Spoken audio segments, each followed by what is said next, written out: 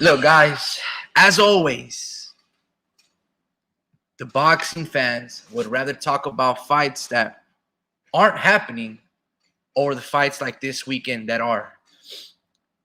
Golden Boy, at least for the start of this 2024 year, has been on a tear, signing really good fighters as Jose Ramirez and Arnold Barboza, right? He's still poaching and trying to grab other fighters like Teofimo Lopez and really trying to negotiate around Ryan Garcia and try to lure in other potential matchups like Rolly or Devin or Jose Ramirez. Whatever he's trying to do, something's with Oscar, man. He's got some big plans this year. And I'm really excited how he started off this year in the first week of January, trying to give us Virgil Ortiz. Unfortunately, Tony Weeks probably was paid under the table by, PBC and try to tarnish the momentum that Golden Boy has. Hopefully, he gets to sign fighters like Boots and Shakur Stevenson. Because why not? Golden Boy, when he was running things back in Showtime and Richard Schaefer and company, they were giving us a lot of amazing fights. But I digress. Like always, people are more interested in talking about Devin Haney versus Tank. Tank versus all these guys that the past 10 years, old boy has no interest in fighting. All right? Like he still owes us Lomachenko. Before there was a Devin, before there was Shakur or Teofimo Lopez, Tank fucking should have fought Lomachenko.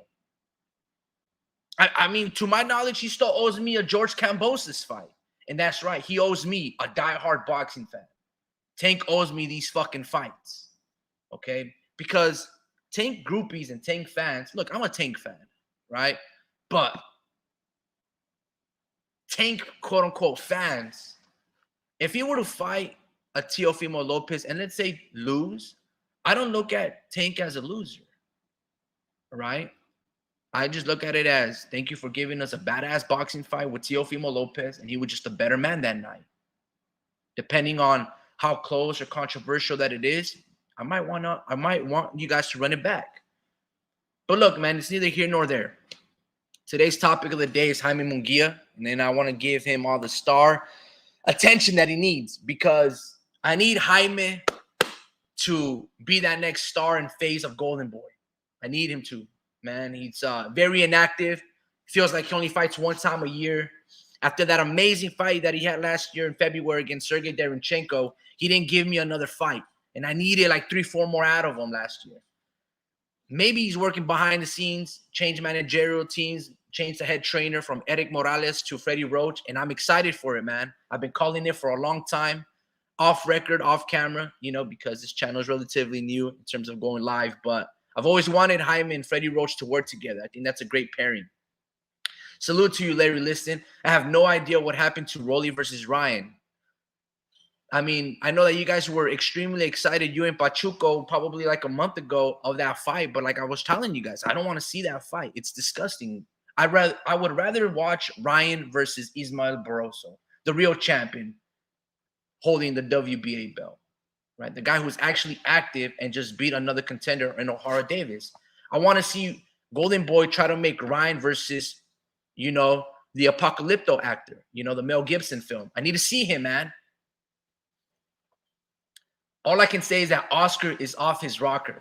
Man, he's doing a lot of things, man. It's pretty interesting. I had several guys saying it was a sure thing. I guess they fooled me. Look, man, yeah, I want to see Ryan Garcia versus Ismael Barroso. I would love to see Arnold Barboza versus Jose Ramirez. And damn you, Jojo Diaz. Bro, I wanted that fight with Kid Austin, Floyd Schofield. I wanted to see that. Supposedly, Floyd Schofield said that Jojo was asking for $500,000, and it's just like, bro, the money's just not there yet. Unfortunately, that would have been another fight that Golden Boy could have made. But hey, man, it's one of those things that you try to negotiate and you just keep the ball rolling. Just keep rolling, man. Golden Boy has a lot of momentum. He's given us already a good month of January while PBC and Eddie Hearn haven't really given us anything. You know, my brother is big on this Saudi Arabia guy making all these amazing potential fights. And, you know, I guess this guy is a diehard boxing fan. But I've yet to see any promotion with Tyson Fury and Alexander Usyk. I mean, when I talk about, you know, fights that are penciled in and occurring on this weekend, no one's talking about it, man. And this has a lot of potential. Look, supposedly Jaime Munguia and the rumor mill is that Canelo's team reached out to him and that there's these amazing fights or a potential fight that could happen. I guess I need to see it or believe it. You know, I don't know if Jaime can get the job done in spectacular fashion. And I need to see how he looks at 168 because kind of like Canelo when he was fluctuating and manipulating his way from 164, 160, 154 back to 168, 175, Munguia more or less is kind of doing the same thing as well. And I feel like Munguia, I think he needs to find himself and find that perfect weight class. I was hoping Munguia would tear things up at 160, and unfortunately, he didn't really give us any big fights there. And now at 168, I'm like, are you just chasing Canelo to get that retirement money? Because, Jaime, you haven't really established yourself a legacy, right? But on this fight card, before we get into details, Cristina Cruz, the lady in the white, she's fighting Sebastian Fondora's sister, Gabriela Fondora, and that's a very interesting fight. Very interesting in the sense that Gabriela is a good boxer. She uses her long arms and reach, but Cristina here might just pull the upset. Let me show you guys a little snippet right here on the DAZN on the Matchroom boxing page. But yeah, salute to you, Larry Liston, Vince, Drew Superfly. Good evening, gents. Absolutely, man. I'm excited for that young cat. And yeah, man, maybe if I know Speed's birthday is in around that area, and interested in or trying to convince them so to go watch that fight.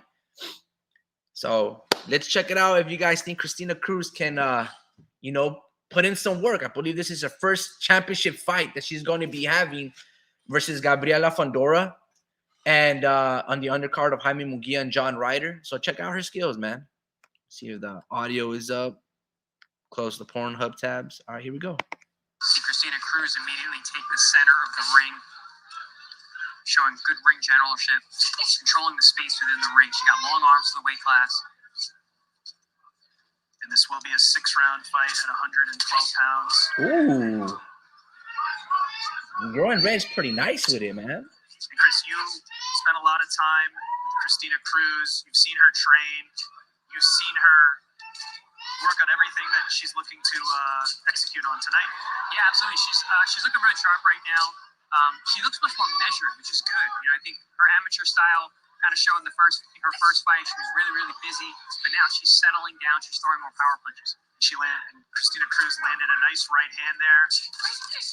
Oh, she got rocked again with a right hand over the top. Right hand for Cruz certainly got the attention of Malinga, and they traded right hands there. Both these ladies look to be in fantastic shape. So this is the opening round, and the biggest problem, obviously, that you guys see from the beginning is Cristina Cruz, the lady in white, with the rival. Well, they're both rocking rival boxing gloves. Her hands are really low. Now she has a very wide athletic stance, looking to hop in. Actually, both of them do, so they look to be more outboxers, counter punchers. But man, it's just a simple high guard will just block all those punches.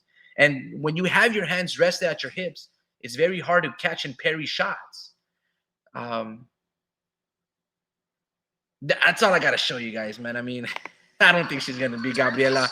But that was a nice 2-3. But on the undercard as well, coupled with this female championship fight, you have another, I believe it's the lowest weight division that you can become a champion. And Oscar Collazo is also on the co-main event. For those that haven't seen the Puerto Rican Oscar Collazo, he's really good. He's very action-packed, very friendly. It's just, you know, when it comes down to those lower weights, it's kind of hard to score spectacular knockouts, you know, because you punch like a fly, like the super flyweights. I don't even know what the weight class is, but always, give me a second, guys. What's going on, babe? Yeah.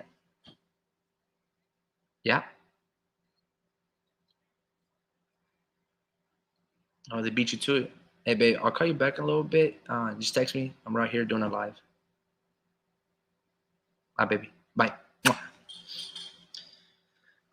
Larry Listen goes, Freddie Roach is more offensive-minded coach. It will be interesting to see if he's able to sharpen up Munguia's defense. Well, it's one of those art of war situations where a great offense, is your defense. So Freddie is one of those coaches, at least from what I've seen, you're going to come to fight. At the Wild Card Gym, at the age of Freddie Roach, he's not here to teach you the sweet science, man. He's not here to be very technical. He's here to set up offensive traps and fucking guns blazing. He's a great Sylvester Stallone Rambo flick. That's Freddie Roach. You know what you're going there when you get in there with him, and you're just going to bring the power, you're going to let those bombs go. And Jaime's going to need to do that because, God damn it, I need a knockout. I need a knockout, man. I need him to knock out John Ryder.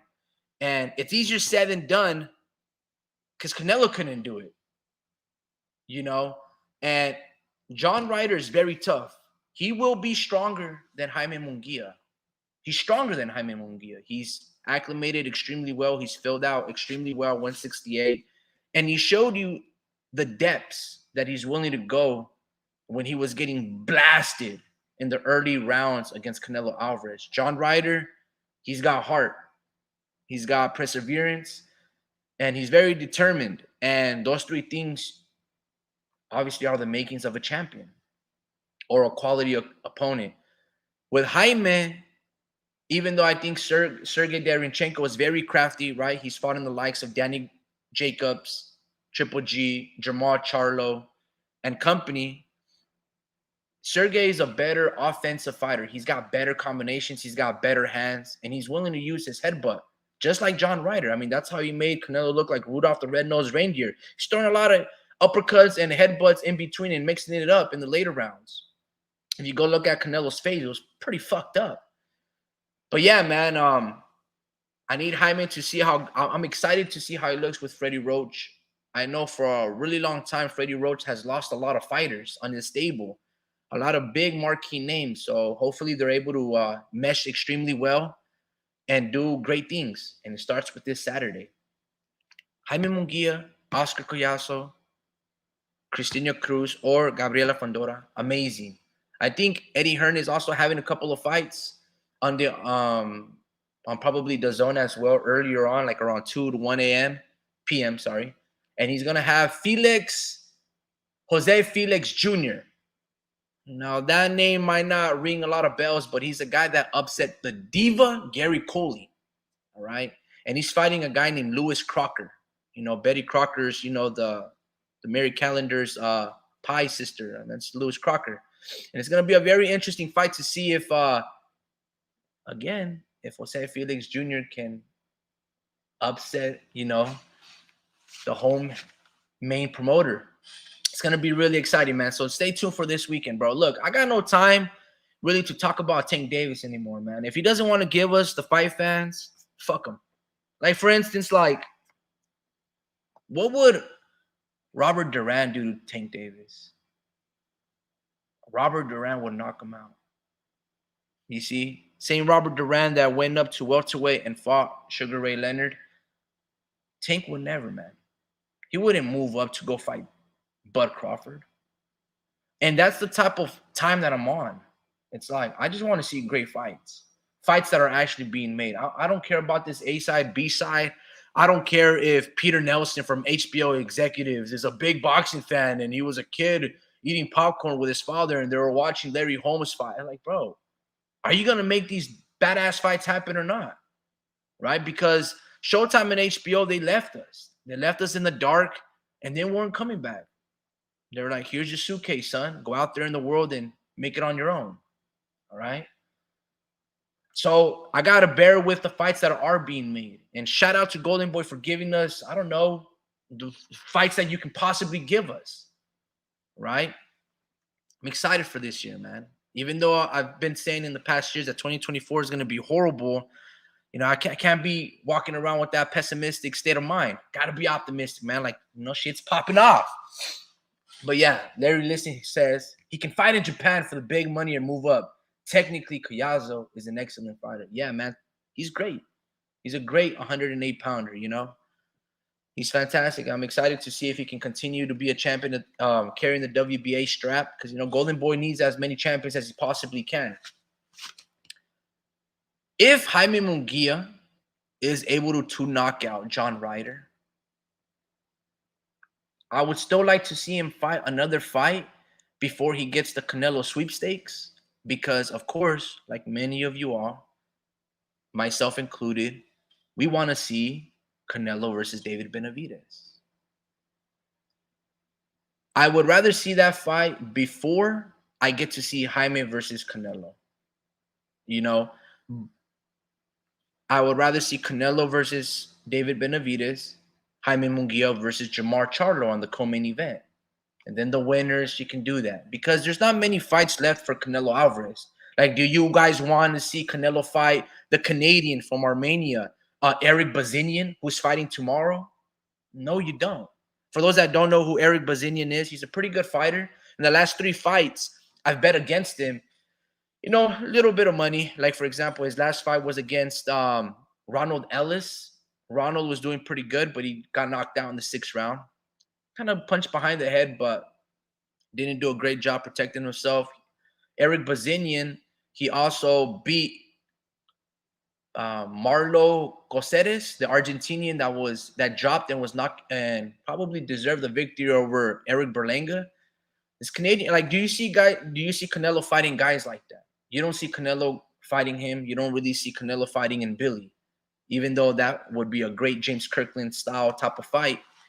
Like, Canelo is looking to fight.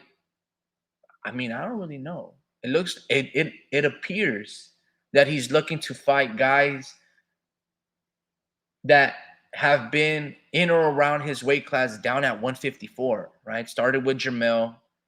Looks like there's rumors that he might want to fight Jamal. Rumors that he might want to fight Munguia. All these guys were at 154 at one point. Maybe Terrence Bud Crawford. Like, realistically, how many fights does Canelo have? But I don't want to make this about Canelo, because this is Jaime Munguia's time, gentlemen. And I'm excited for Freddie Roach, and this cohesion that they're about to embark on. Hold on, let me see if, nope, these guys are not on. Yo, Speed, I sent you and Drew the link if you guys want to hop on. Larry, El Pachuco, or others, if you guys are interested, let me know, man. I'll send you guys a link. Maybe sometimes you guys just want to interact, do the text in the chat. It's all good, you know. But you guys have that option if you guys want to hop on. John Ryder will go on into a lot of interviews, and he says, I'm definitely looking for a Canelo rematch. It's the biggest and the best possible fight for me, right? He will go on to say that he hopes to upset Jaime Munguia, and that will lead to that rematch potentially happening. And he also says some nonsense. And the nonsense was, man, I wish I fought Canelo 10 years ago, or he gave me this fight 10 years ago. And then he also said, if in a rematch, I would beat him. I'm like, bud, stop it. Stop it. You had a lot of momentum, right? At this stage of your career. Back then, you were getting knocked out by guys like Nick Blackwell, okay, at 154. Canelo would have murked you back then, okay? So 10 years ago, John, you wouldn't have this experience. You were still in your kickboxing, you know, body lifting, weightlifting, tournament stage mode. You didn't have the boxing acumen to fuck with Canelo at that time. Now, you know, you can go the distance. Then you would have gone and quit after the third round. But salute to you, man, because that was an impeccable fight and a valiant effort that you gave, and it displayed. And that's why quite a few people think that you could pull the upset against Jaime Munguia. But just like always, I got to see it to believe it. But the odds are in your favor, bro. Like, you know, you're a live underdog. Whoop Speed, salute to you, bro. He goes, welcome and good even fall to 1 and all. And Gervonta Davis gets too much attention for all the wrong reasons. No news would be good news when it's about Davis, in my opinion. And Billy, Morel, Munguia, Berlanga, Pacheco, no. Yeah, those are really good fights for those guys to fight one another, but not for Canelo. Canelo right now, it's kind of tough to see or build any fight for him. Like, who would you want him to fight? You know, like the way I look at it is Canelo, bro. You already a legendary fighter. Honestly, and then Billy, Morel, Munguia fight, Berlanga don't interest me for Canelo. Bud Crawford, just so you can knock him out, right? That would be nice, you know. I'm not a big fan of Bud Crawford. I respect his skills. I'm an Errol Spence fan, but you know, I'm still a little salty on that. It's not Bud's fault, and it's more Errol's fault, of course. But you know, look, for Canelo, I mean, how many fights are there left besides David Benavidez, Bud Crawford? That's it. I mean, if you want to fight Biv or Beterbiev, go ahead. If you want to move up at 175 after these guys become undisputed, that would be great. If you want to go up to cruiserweight and fight, hopefully not a catchweight, but the WBC champ Badu Jack, go for it. May become a 5-6 time divisional champ. But in the reality, when it comes down to Canelo, man, I need to see him in Apollo Creed 4 movie, Sports Archives. What's going on, bro? Oh, football. I knew it, dude. I knew it. He goes, 49ers and Ravens going to lose. The NFL wants Eminem and Taylor Swift on the screen for more views. I'm calling it right now. Can I show you this? If I were to go to Bovada, right? And if I were to take your word for it, right? The Lions beating the Niners and the Chiefs beating the Ravens. Plus 175 for the Chiefs. I would parlay that with Detroit Lions at plus 25. If I were to put $25 down, I would win 234. Those two picks, if it was the Chiefs against the Lions, it's plus 940 if they were to win this weekend's game.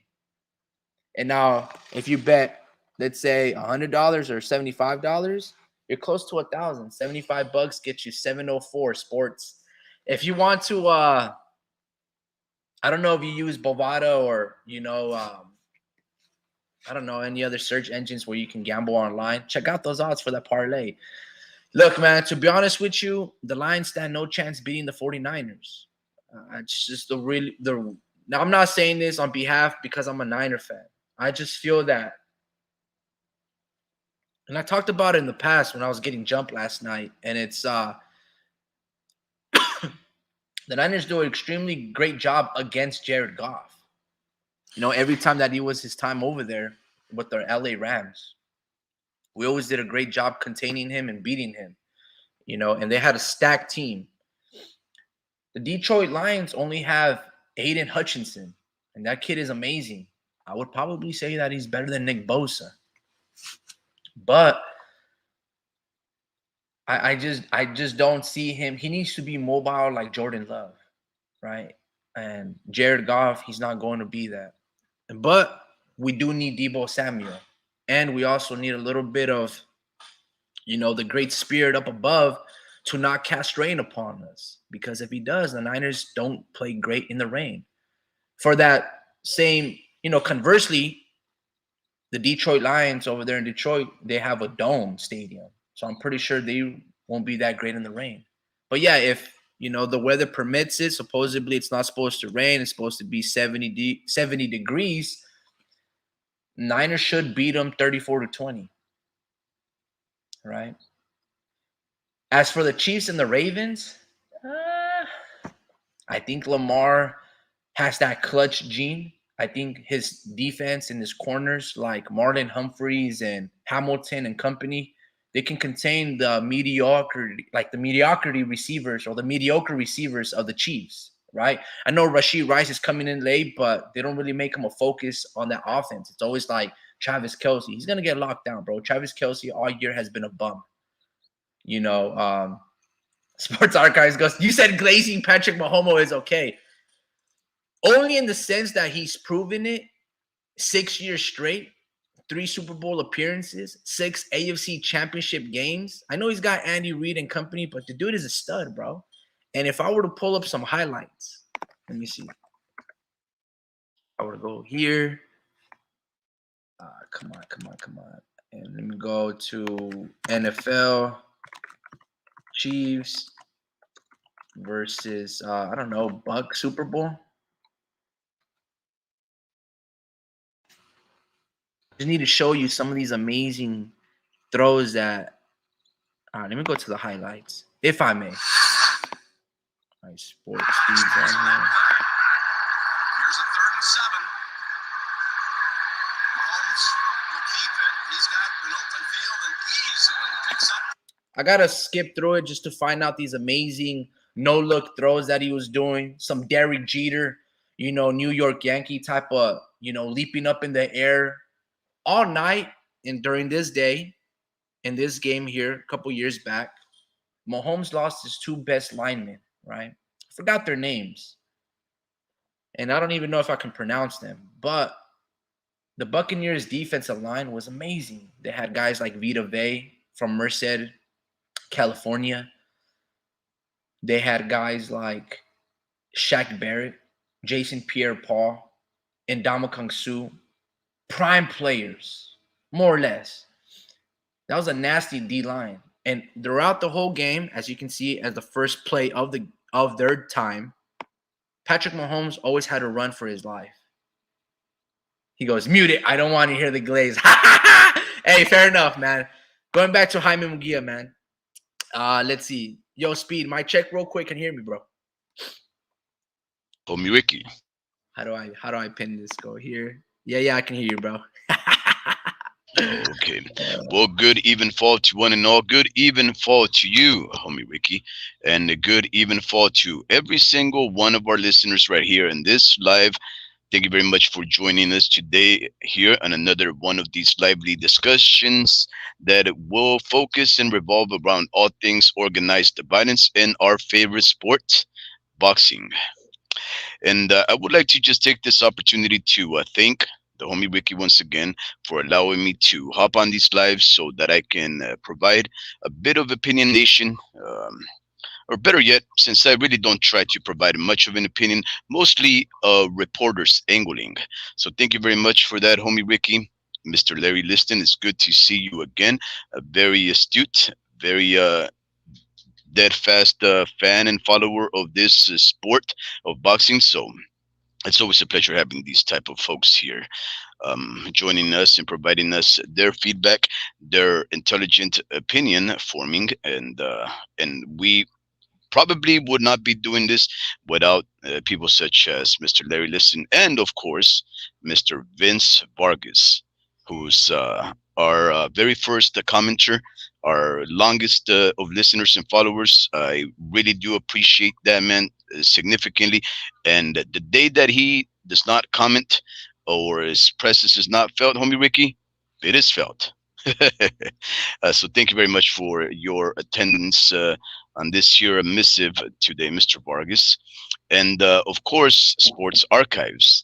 And Sports Archives, homie Ricky, I was checking out Sports Archives a channel earlier on because I remembered that a couple of lives back he was engaging you on how it is that you had grown this channel, even though we haven't really been doing much activity on it for longer than the past 6 months. And of course, you ended up giving him that historical review about how you used to perform lives and other kind of videos, fight posts and uploads and things of that sort, which really was the reason for why your channel blew up and attained all those nearly 12,000 followers way back when.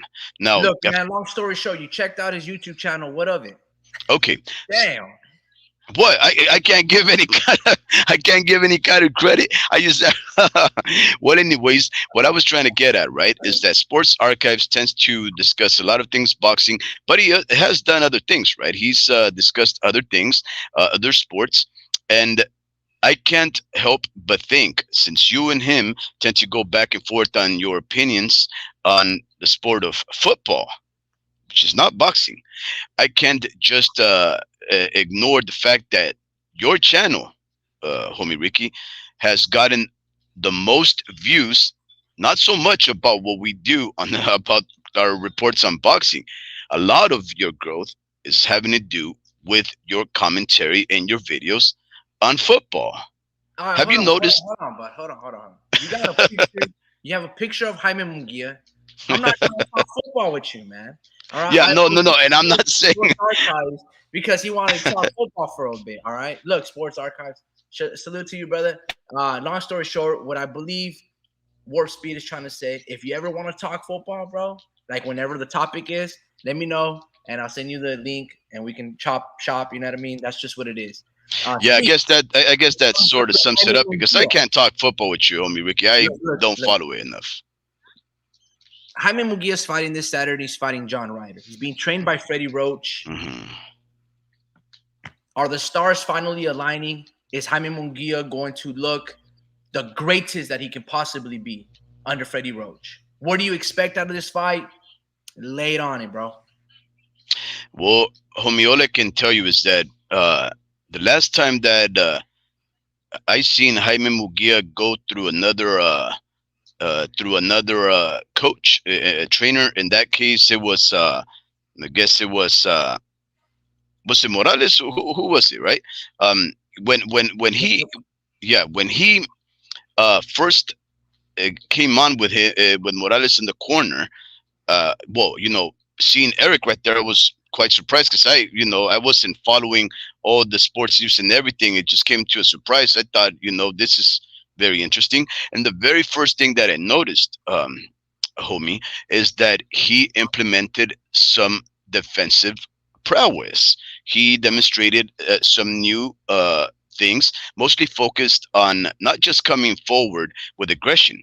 It implemented a level of defense that I hadn't seen in Jaime Munguia really in all of his career up until that point. So I was very excited. And I remember having told you, I go, wow, what's going on here? Is this guy really like, parrying and blocking and moving out of the punch's way instead of just, taking him right to the chin like he's used to, give one to get one. And I was very surprised that was very short-lived. His defense just wasn't present for much longer after that, right? He's become the same guy that he was before, which has always been a very action-packed, very aggressive fighter with power against the right level of opponents for him to demonstrate that level of power in his prowess, right? But he no longer has that defense. Now, how would it fare Munguia to go in there, just come forward against a fighter like John Ryder? Really is what seems to be your question. And I would say he would have to have a level of defense, because regardless of what anybody thinks about John Ryder, like you stated, John Ryder is a very skillful fighter who does have some, should we say, dirty boxing as part of his repertoire. We see it in a lot of the fights that he puts up. He comes in with his head. He seems to sneak it in there.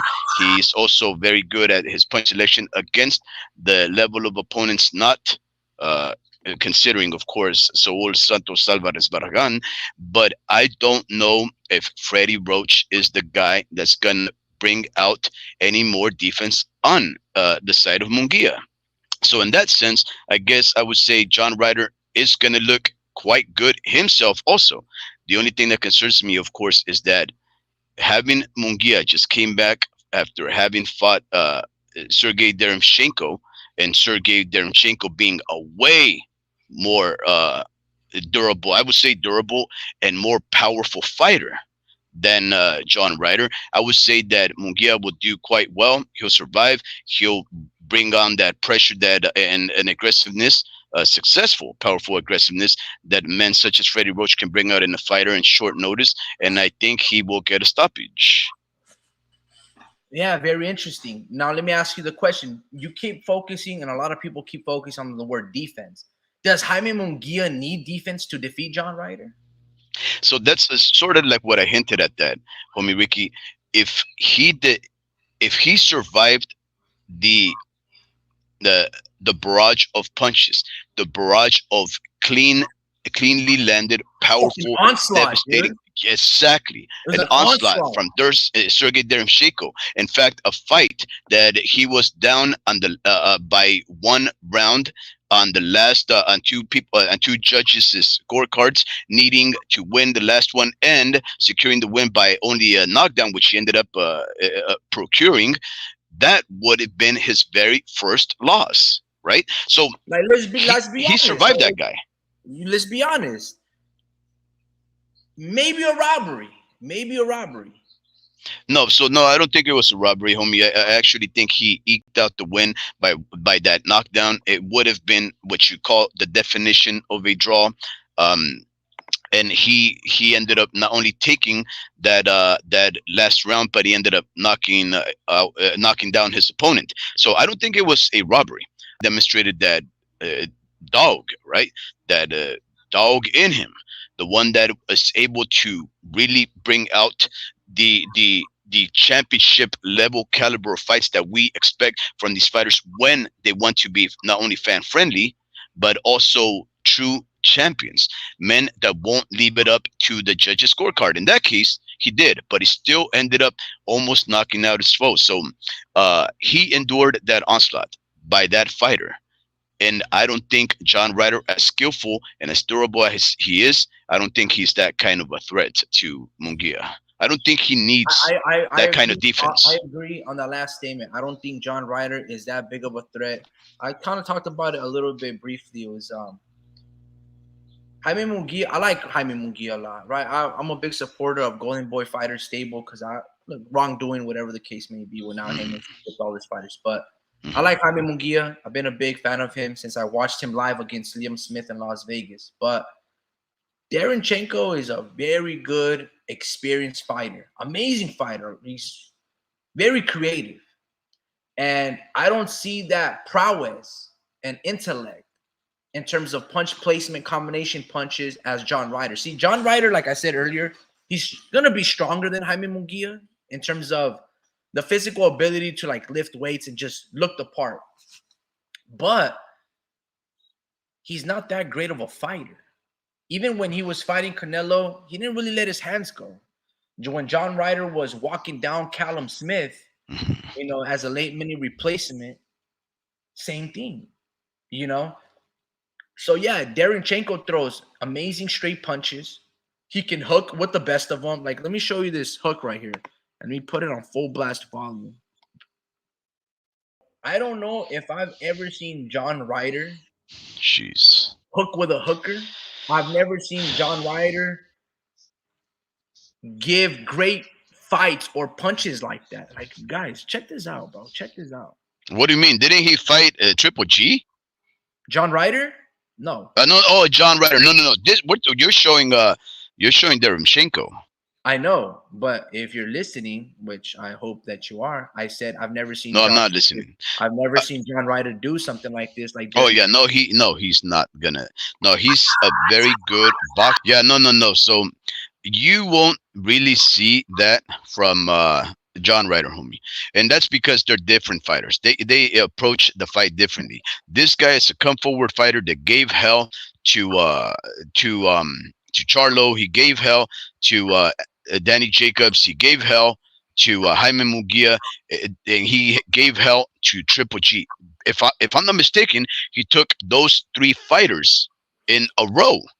This is Sergey Derevchenko, and let us recall that John Ryder, he ended up mostly getting his renown off the fact that he had this very controversial fight against Callum Smith, the fighter who just went on to fight Arthur without no H, Beterbiev, and ended up being stopped by that guy. Um, at 168, he fought him, and a lot of people thought that John Ryder won convincingly, and that Callum Smith, the home fighter, ended up taking the fight off of basically the corruption and whatnot, a stolen fight that went in favor of Callum Smith. And the other thing that he's been known for is how he was able to get the opportunity to fight Canelo, Saul Santos Alvarez Barragan, after having fought Zach Parker, a fighter that ended up becoming a title eliminator after Demetrius Andrade decided to move, basically duck Zach Parker because I guess he wasn't happy with the money nor the opportunity to take that no name out there for a shot to fight Canelo. So when he decided to move on past that fight, John Ryder, second in the line, he ended up getting that opportunity. And guess what, homie Ricky? When John Ryder beat, quote unquote, beat Zach Parker and got the shot at the Canelo sweepstakes, he did so not so much because he was dominating Zach Parker. It was, a very standard fight. Both of them were doing well. But mostly the reason why John Ryder won is because on the fourth round, Zach Parker injured his hand, injured his right hand. I believe it was a punch that landed on the brow of John Ryder. So that says that John Ryder's head is very hard, and obviously because he took quite an onslaught at the hands of Canelo. But secondly, I think they ended up throwing punches at the same time. Both of the fists eventually collided against each other. The pain became unendurable for Zach Parker, and then he just basically didn't come out for the fifth, if I'm not mistaken. So Let me say what it like this. what I'm trying to say about John Ryder is this: John Ryder, at his highest moments, has never won a fight convincingly enough to become a champion, nor has gotten the opportunity to fight for the biggest fights of his life by putting on the most exciting fights of all. Man, Like, you've never seen John Ryder.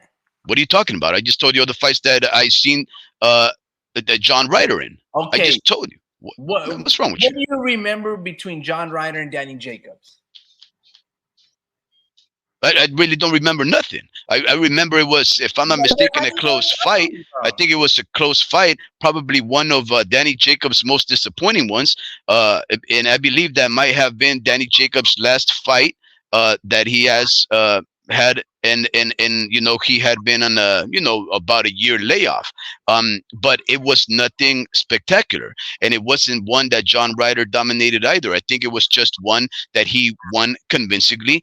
But it was hard fought. It was maybe a split.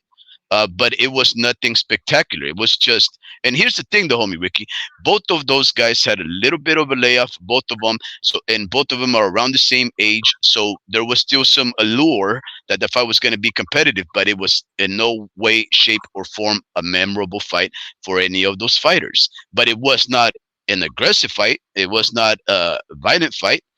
Or maybe I'm mistaken, but then I'm about to turn 45 years of age, and I've been a drug user, so I don't have the best memory, homie.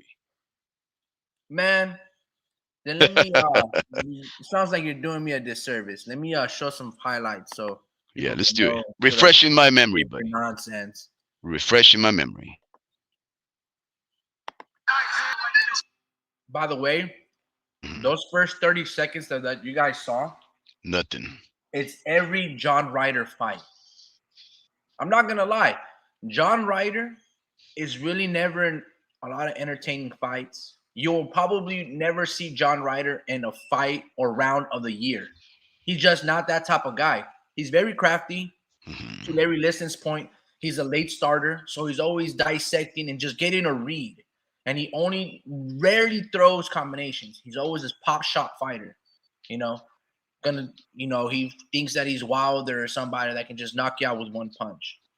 You see, but he's very durable. He's always going to go the distance. Now, like Larry Liston's point, if Munguia is smart, he's going to come out like a bull in the first couple of rounds. And that's every Jaime Munguia. He usually starts off extremely fast.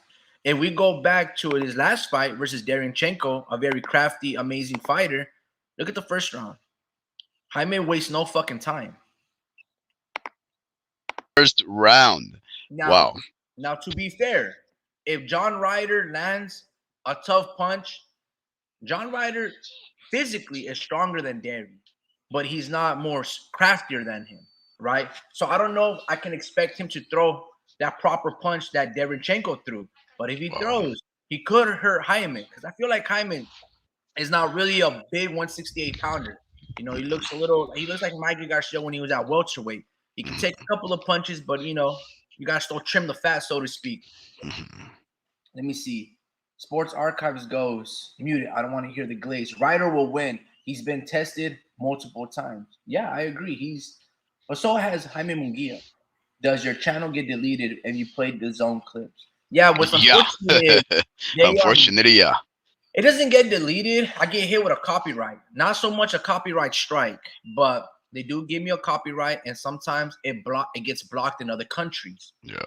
So what happens is I either have two options to trim out those certain segments or video clips if it exceeds 10 seconds, which most of the clips do.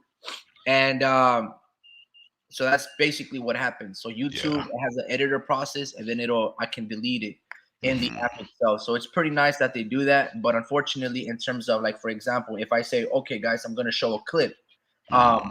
in the playback, those clips won't exist, so it'll just jump, which is like a hard cut edit, for my cinematic editors out there. But yeah, they're listing not only just a round, they had multiple rounds that were amazing. That was, for me, fight of the year. It was up there, bro. It was up there. It was an amazing fight. For those that have the zone or even can to enjoy those highlights, Jaime Munguia versus Sergey Derenchenko, do yourself a favor, get a beer, get some Dorito chips, put some lemon tapatio and a brewski, and just enjoy 36 Yeah. minutes of why we love this sport of boxing. But Yeah. But you should also mention, though, that it's not only particular or exclusive to the zone, or matchroom fights that they will strike you down. There's also Golden Boy, who is also they are very finical about some of their videos if you take them. So it is just. It just really depends, because even the NFL ones, you've used the video highlights from NFL and all of those places, homie. And sometimes they'll let you just write out a video, and next you know they'll cut you off for about 10 seconds. So it just very much depends on what it is that the arbitrariness of YouTube and especially the owners of the footage that we use, they want to do. But a lot of the time, you can just edit some stuff out, and I believe there's ways that you can solicit their permission beforehand. If you just basically write out a letter to their promotion or their media sites, and just let them know that you are involved in the sport or with interest as a fan for a non-profit or for educational purposes only, and you might just get by with them on good graces.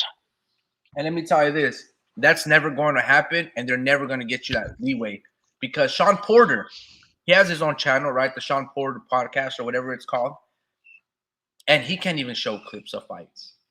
And he used to be a fighter. Not only that, he can't even show his own clip. If he were to show you moments of him and Kell Brook or him and Keith Thurman and him alongside with Errol Spence on his own Yeah, channel in a fight that he partook where he got paid for it, he can't even show that content, yeah. which is So guess crazy. what? We're So good providing luck trying exclusive content you to, won't find anywhere else. so yeah, so good luck trying to be a small timer trying to show clips, because you're not gonna win. They're not gonna give you that. Yeah. But Larry Listens goes, I'm worried for Munguia. Starting at 154, and now he's fighting a guy who is notorious for upsetting contenders. Mhm. Yeah, that is true. He does you know, upset a couple of guys here and there. But I wouldn't be too concerned because we have to really consider the question: does Mr. Freddie Roach bring something to the table? Can Freddie Roach change Mukia into a smarter, more destructive force? And does he even have to be particularly or especially destructive for Mungia to take on a fighter like John Ryder? Um, homie, John Ryder is endurable. He definitely is. He's a durable fighter. He's crafty. He knows how to see a fight through. Right. If I'm not mistaken, I think he's never been knocked out. Pretty sure he's never been knocked out. I think he was only knocked down, if I'm not mistaken, in the third or fifth round against Canelo. But I think that was his first time down, perhaps. And so, he is definitely a durable, resilient fighter. I just don't know. if he can get a win against Munguia for many reasons. And homie, when look, I had proposed that we have this live, right? Not only because this fight is taking place over the weekend, involving two, very exciting, notable names such as John Ryder and Jaime Munguia, but mostly I had asked you to throw this live not because I wanted to show footage or discuss who wins or maybe ask our listeners who they think will win. In fact, maybe we should do that. But mostly I wanted to approach this because again, there's some surroundings regarding this fight that concerns me. Homie Ricky, do you want to discuss my concerns, the things that I've been much more intrigued about past the fight in and of itself, but mostly around the fight, or do you want to continue just getting these ideas about Listen, who these fighters are? no, I'm not interested in your concerns because you're talking like a lawyer. I said, what are you addressing? What are you gonna talk about? A winner's mentality. Involving Jaime Munguia or just the definition in general of that term? Not the well. See, so the definition I wouldn't be able to say, right? Because Are you gonna talk how about am I how am I a winner, in Jaime right? Munguia, or are you gonna talk about just the term in general? Like, what are you talking about? I'm talking about the mentality of both of these fighters and how that will likely set up the way that they approach this fight. That's what So, I'm talking about.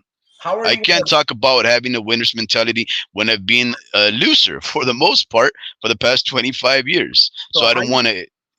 go over there with that air of superiority or knowledge about matters, especially in the sport of boxing, of which I've never been a winner in. You see what I'm saying? So it almost sounds like you should not be talking about something that you're not privy to. no, but there's historical antecedents. You see what I'm saying? There's nothing Look, more. There's nothing more than just watching footage because you can't pick their brain. You see, we don't know if they're dealing with sickness. Hell, they're not going to tell you. They're not really going to tell you if they had a mean weight cut or they're not been eating for the past 5 days. They're not going to tell you that. They're not even going to tell you if they've been getting beat in sparring or anything of that nature. So that's gonna like it's almost seeming like you listen. no, homie Let's say Ricky, that you forget you're actually wrong.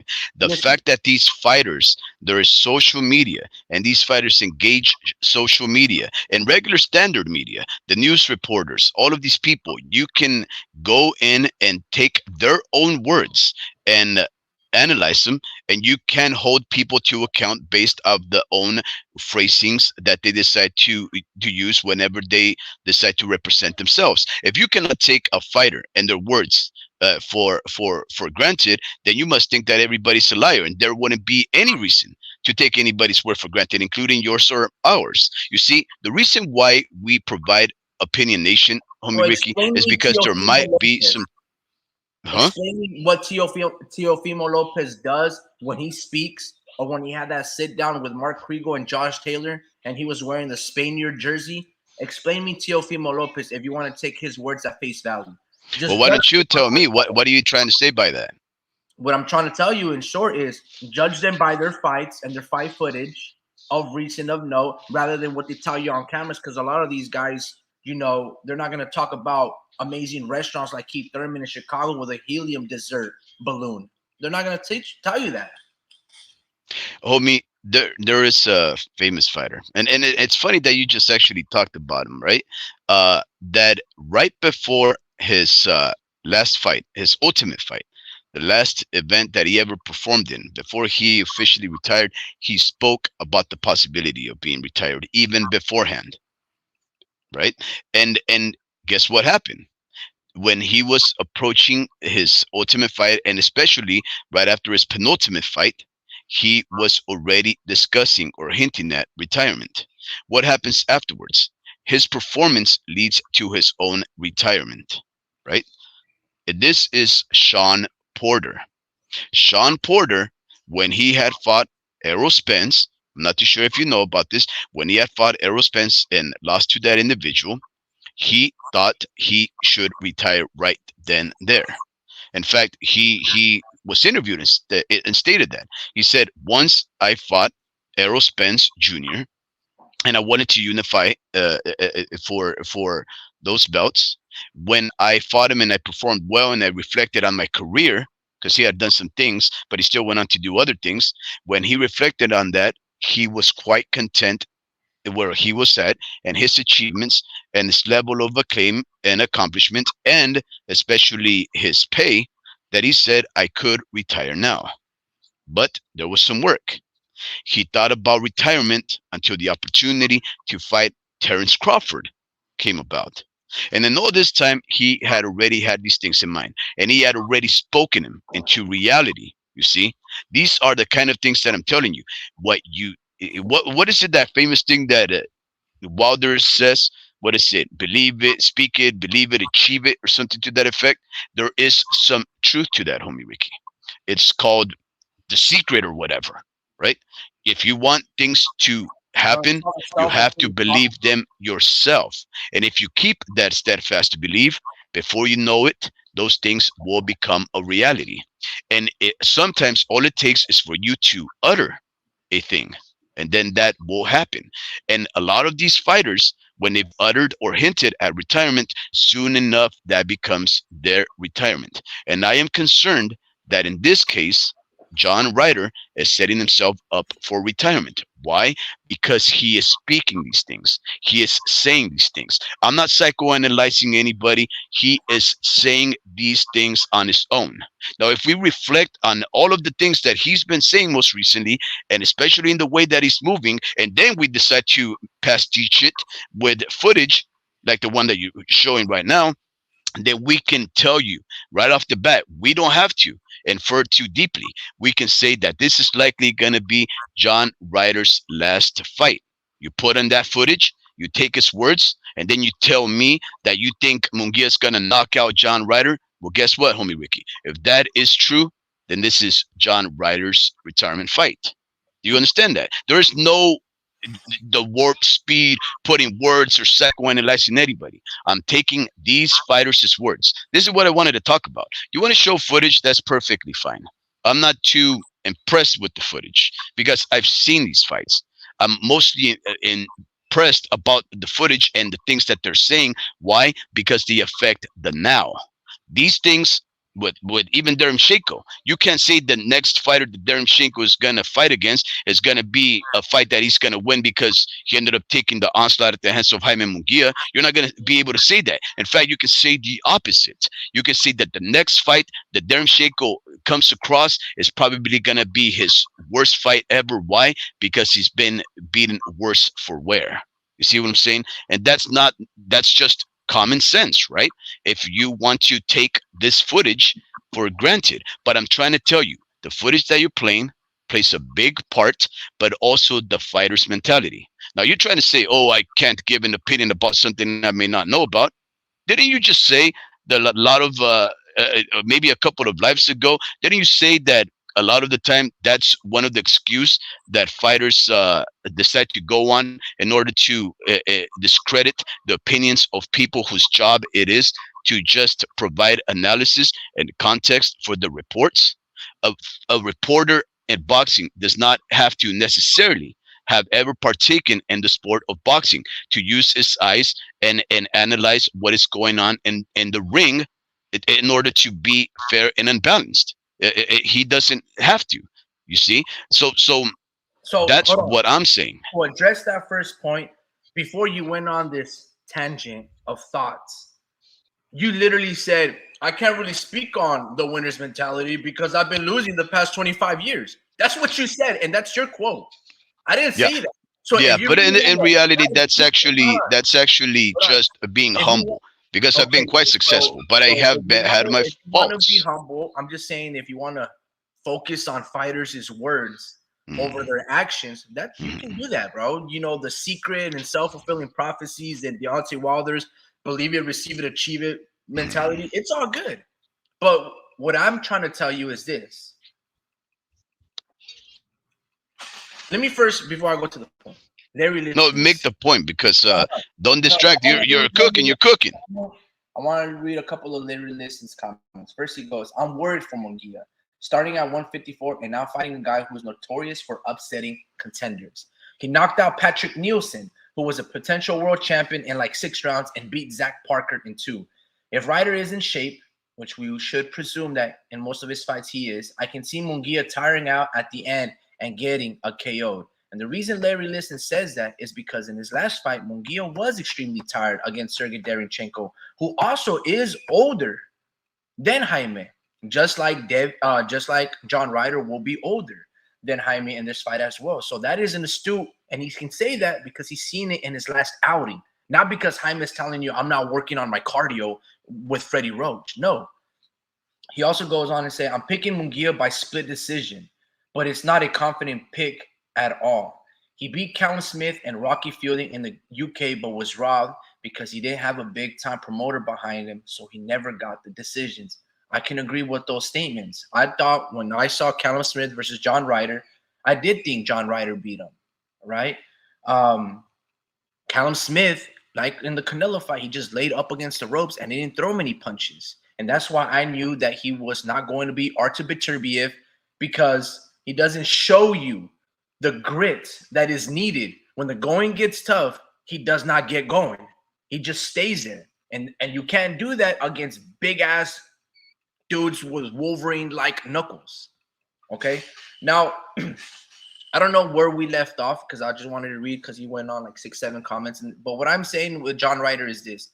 I don't want to take his words at face value of what you're telling me and what you are leading us to believe in. Mainly because John Ryder, it's a very simple statement that he's saying, talking about retirement. If he loses, more than likely, a lot of doors aren't going to open up for him because, as Larry Liston's saying, he beats a lot of contenders, and the risk just now weighs. It's not the reward fighting a guy like John Ryder.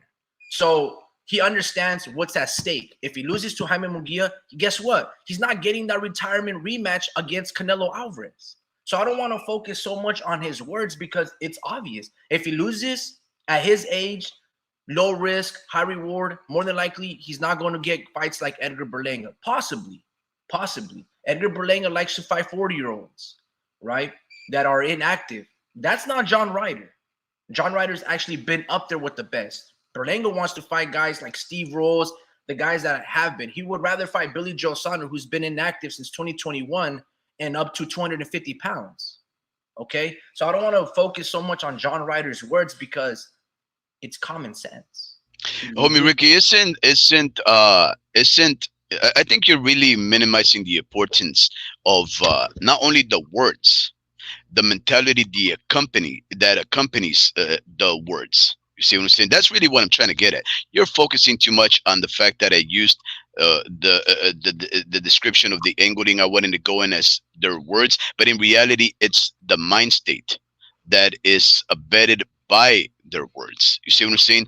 And in case you try to minimize the importance of words and actions and how they are, for the most part, one and the same. I mean, in reality, didn't you almost try and point out Teofimo Lopez's arrogance in his conduct when he was wearing the playera, the shirt, the jersey of a soccer team from Spain, and then how that did not fare well for him when he ended up fighting Sandor Martin? Isn't that sort of supporting my? Okay, that's fine, but no. See, you said the Spain thing. What is that? Look, he was rocking Anthony Joshua. Anthony Joshua. Listen. All I have to say, homie Ricky, is Anthony Joshua. Okay. Everything has been made out of Anthony Joshua and the way he ended up expressing himself after his defeats to Usyk, and how that ended up presenting him as a fighter that's a sore loser that ended up having to change his career because in the way that he approaches fights as a result of that Andy Ruiz fight. Right, the mind state and the mentality that accompanied those fights is what ended up affecting his persona. A person that ended up becoming gun shy and more boxistic instead of being the natural aggressor and knockout artist that people fell in love with.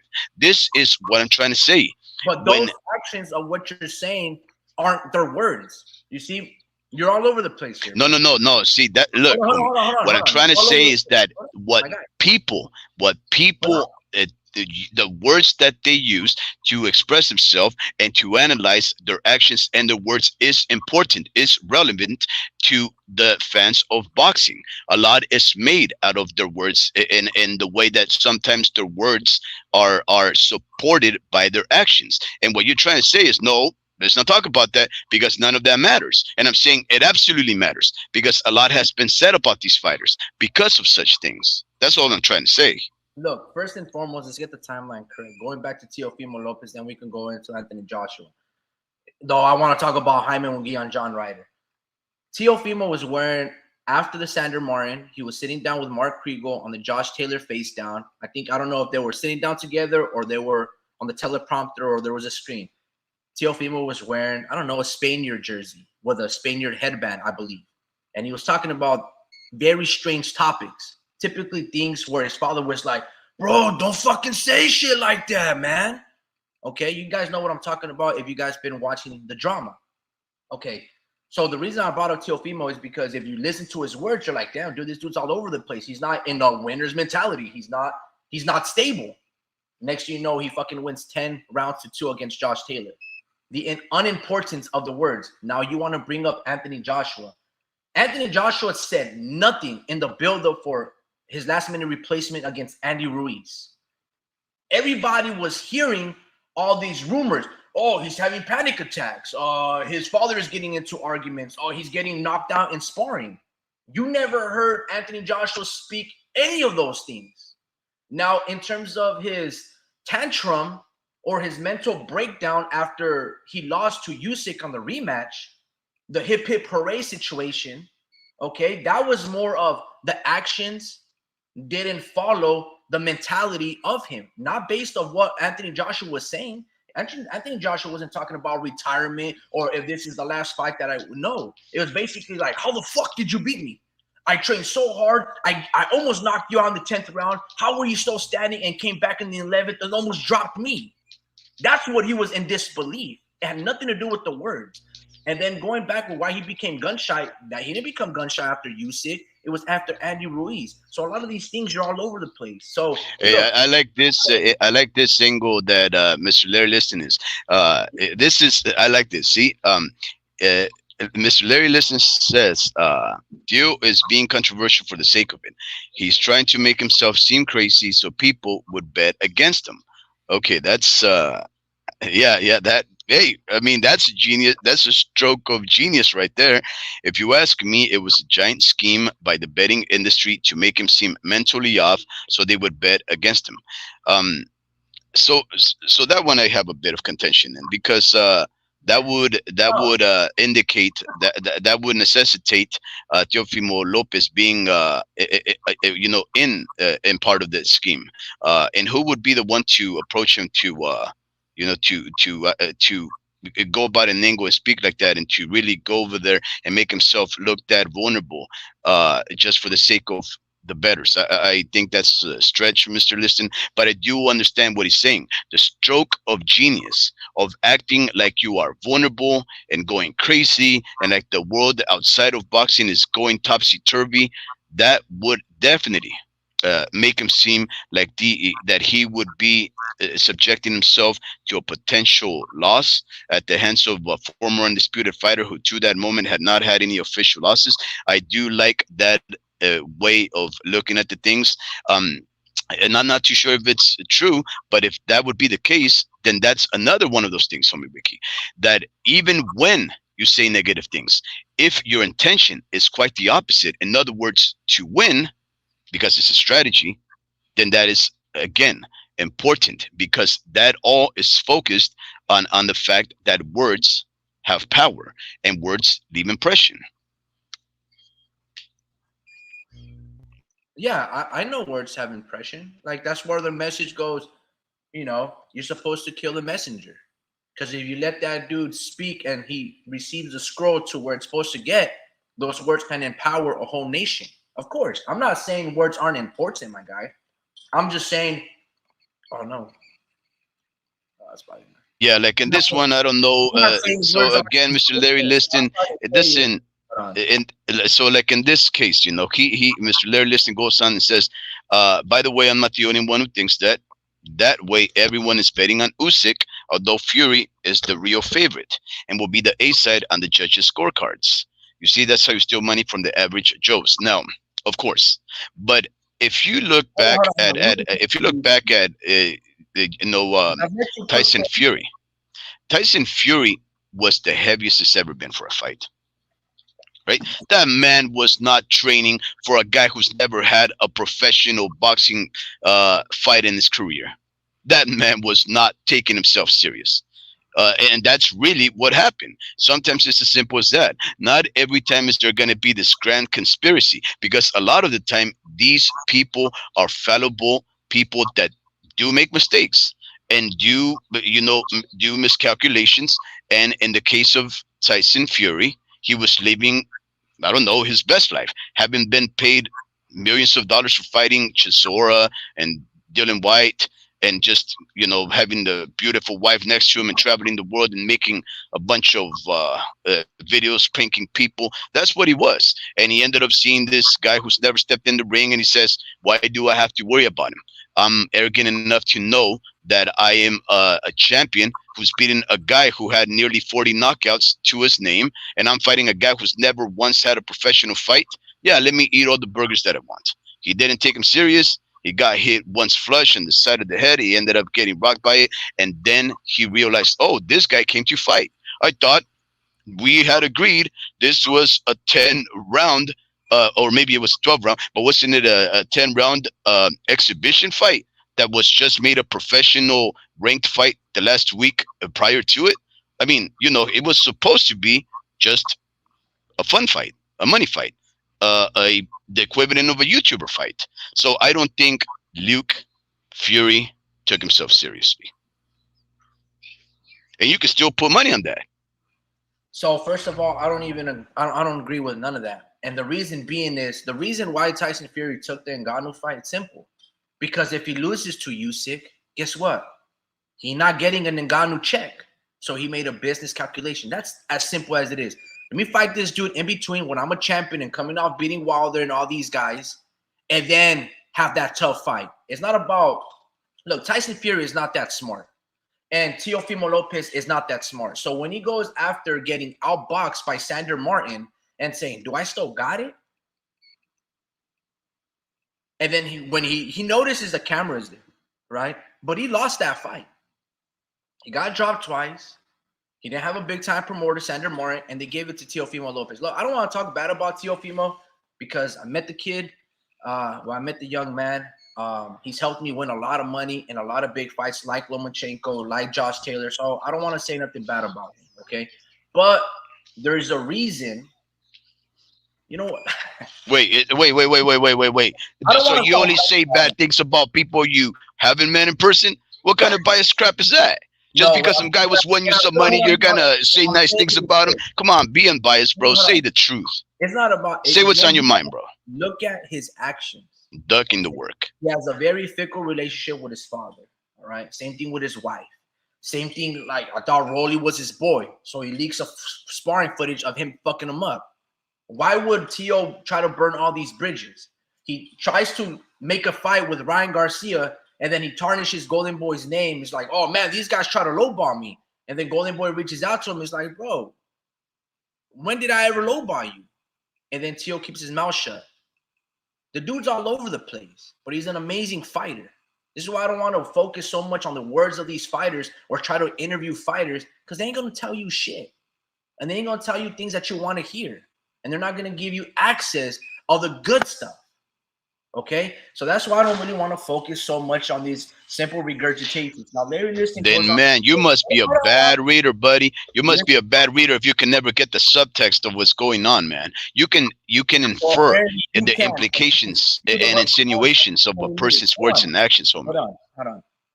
Larry Liston he says stuff like this. I just wanted to correct myself. Maybe he went a little higher. Hold on. Let's go right here. Tio is being controversial for the sake of it. He's trying to take himself.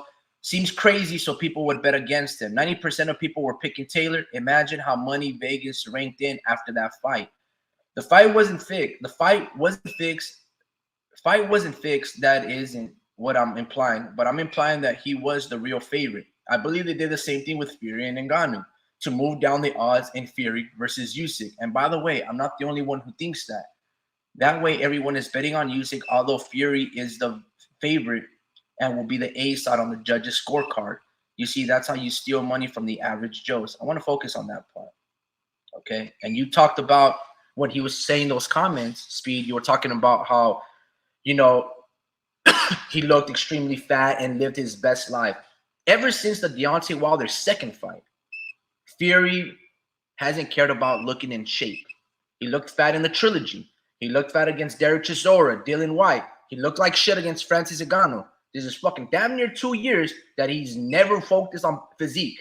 I don't know if you guys been watching Fury, but he's never had an amazing physique. He didn't look that good against Klitschko. You know, he's probably on steroids. Okay, so he's never had an amazing physique. Okay, nor does he need it. Couple more. Usyk is the favorite.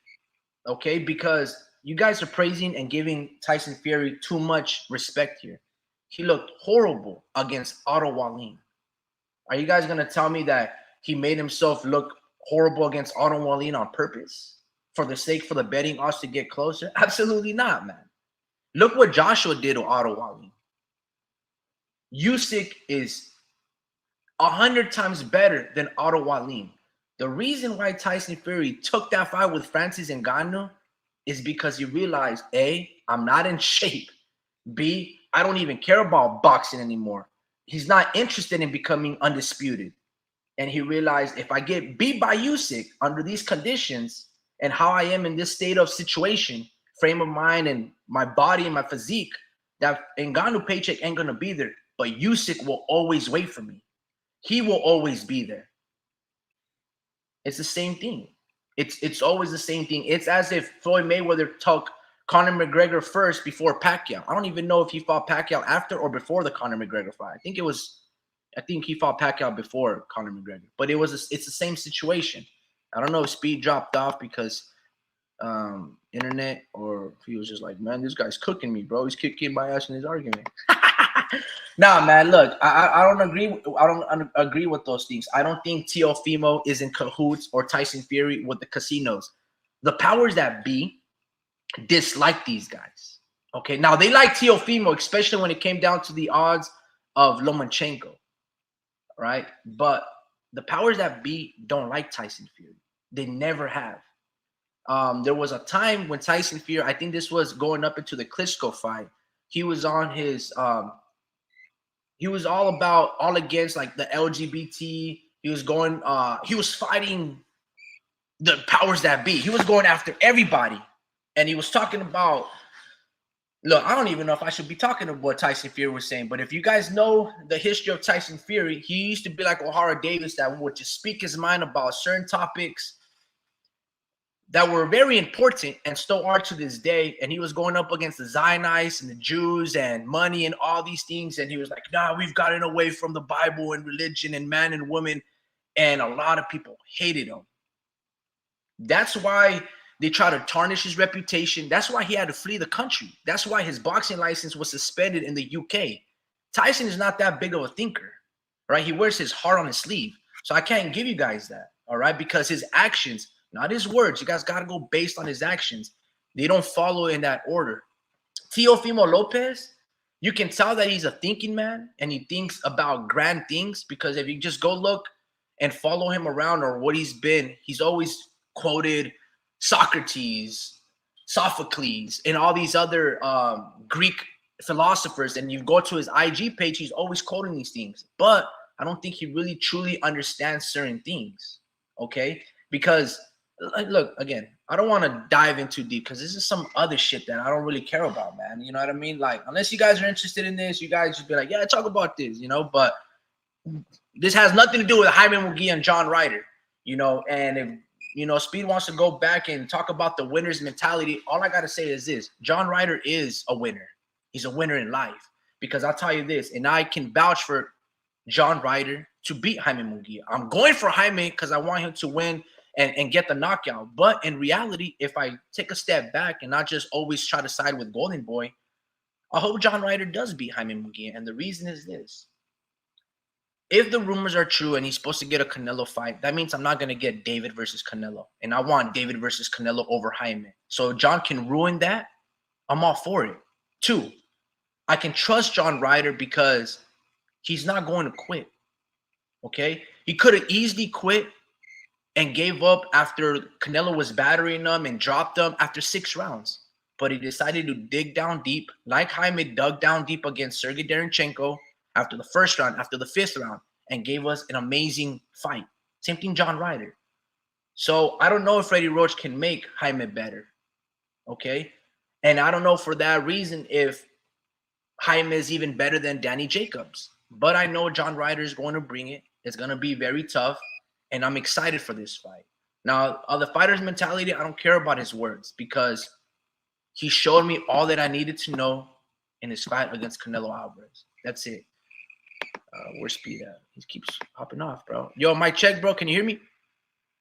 Yeah, I'm not too sure what I'm doing to this phone, man, but yeah, it's kicking me out. It's all good. It's all good. I know you leave a message on the private chat, but yeah, go again, brother. Oh, about what? I don't know. Whatever you want to talk about.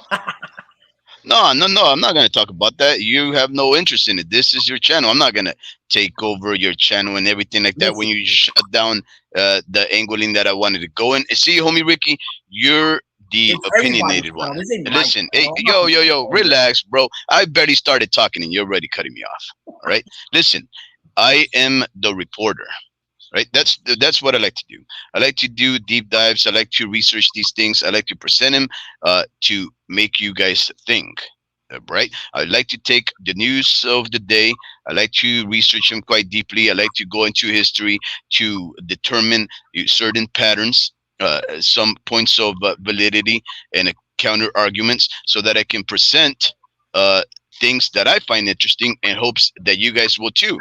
But if you, the owner of this channel, homie Ricky, don't find it interesting, I'm not going to talk about that. No way. As you know, this is your show, right?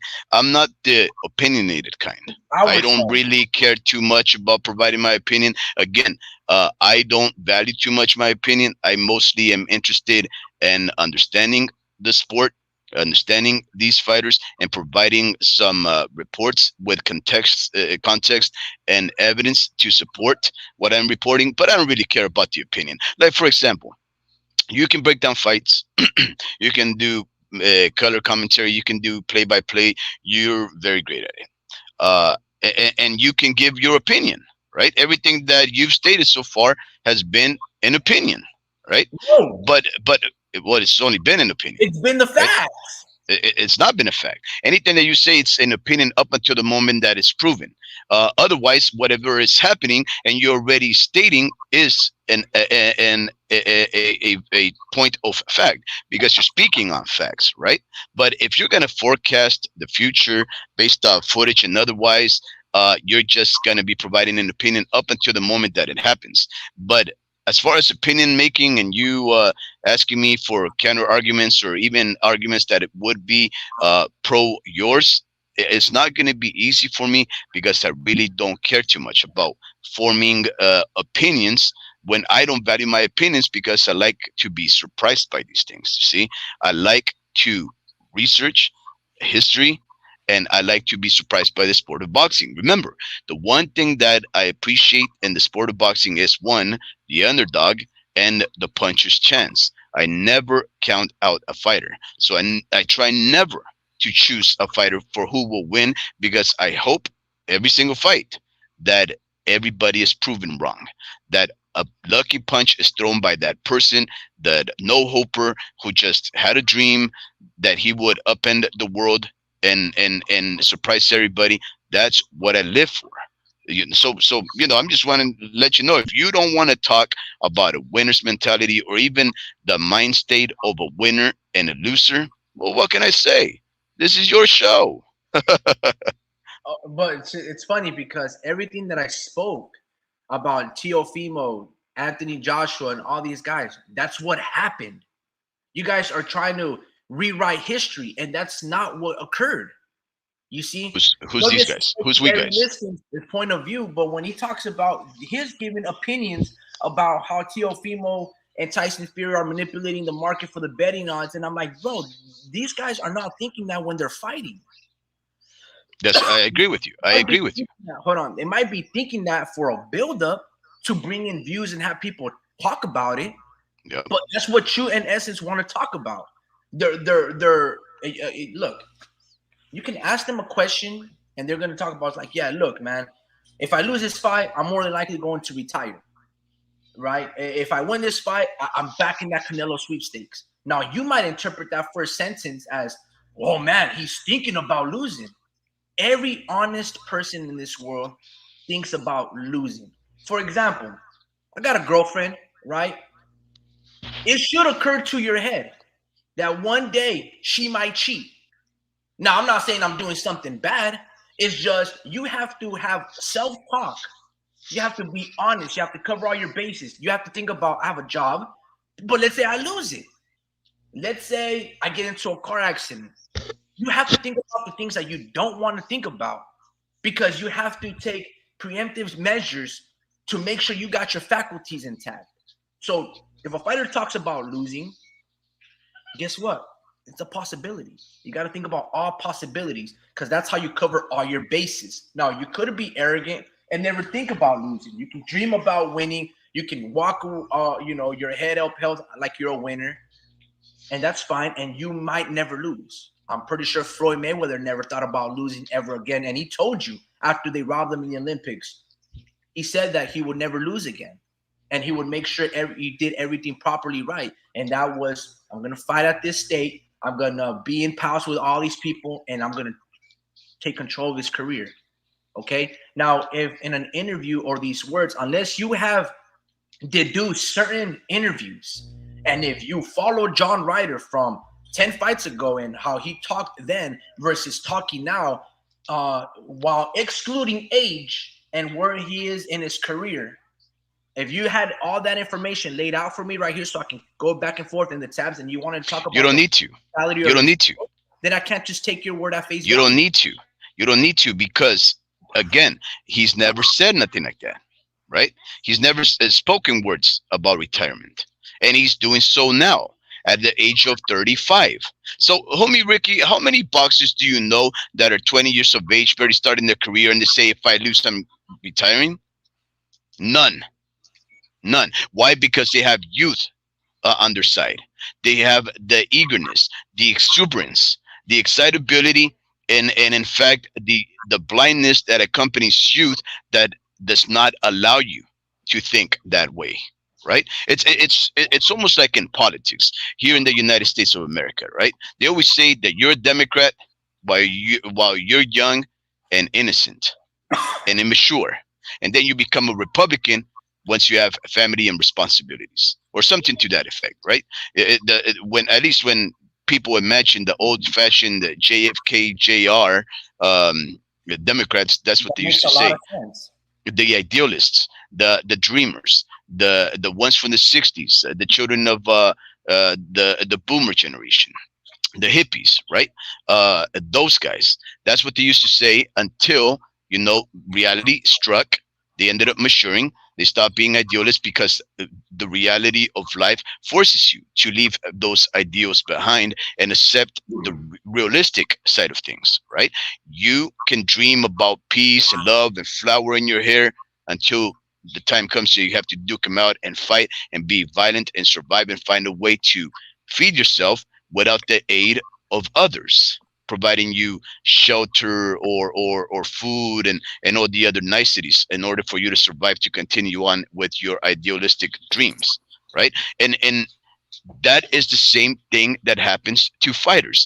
To negate the reality of the mind state and the changes of the mind that happens when you mature and you become of a certain age, especially in the short-lived career of a fighter, it would be negligible on your part. It would be remissive on your part to think that when a fighter at the middle of his 30s, after having lost one of his greatest fights that paid him the most money of all, and he utters the words retirement, you would be remiss to think there's no truth behind it. That's all I'm saying.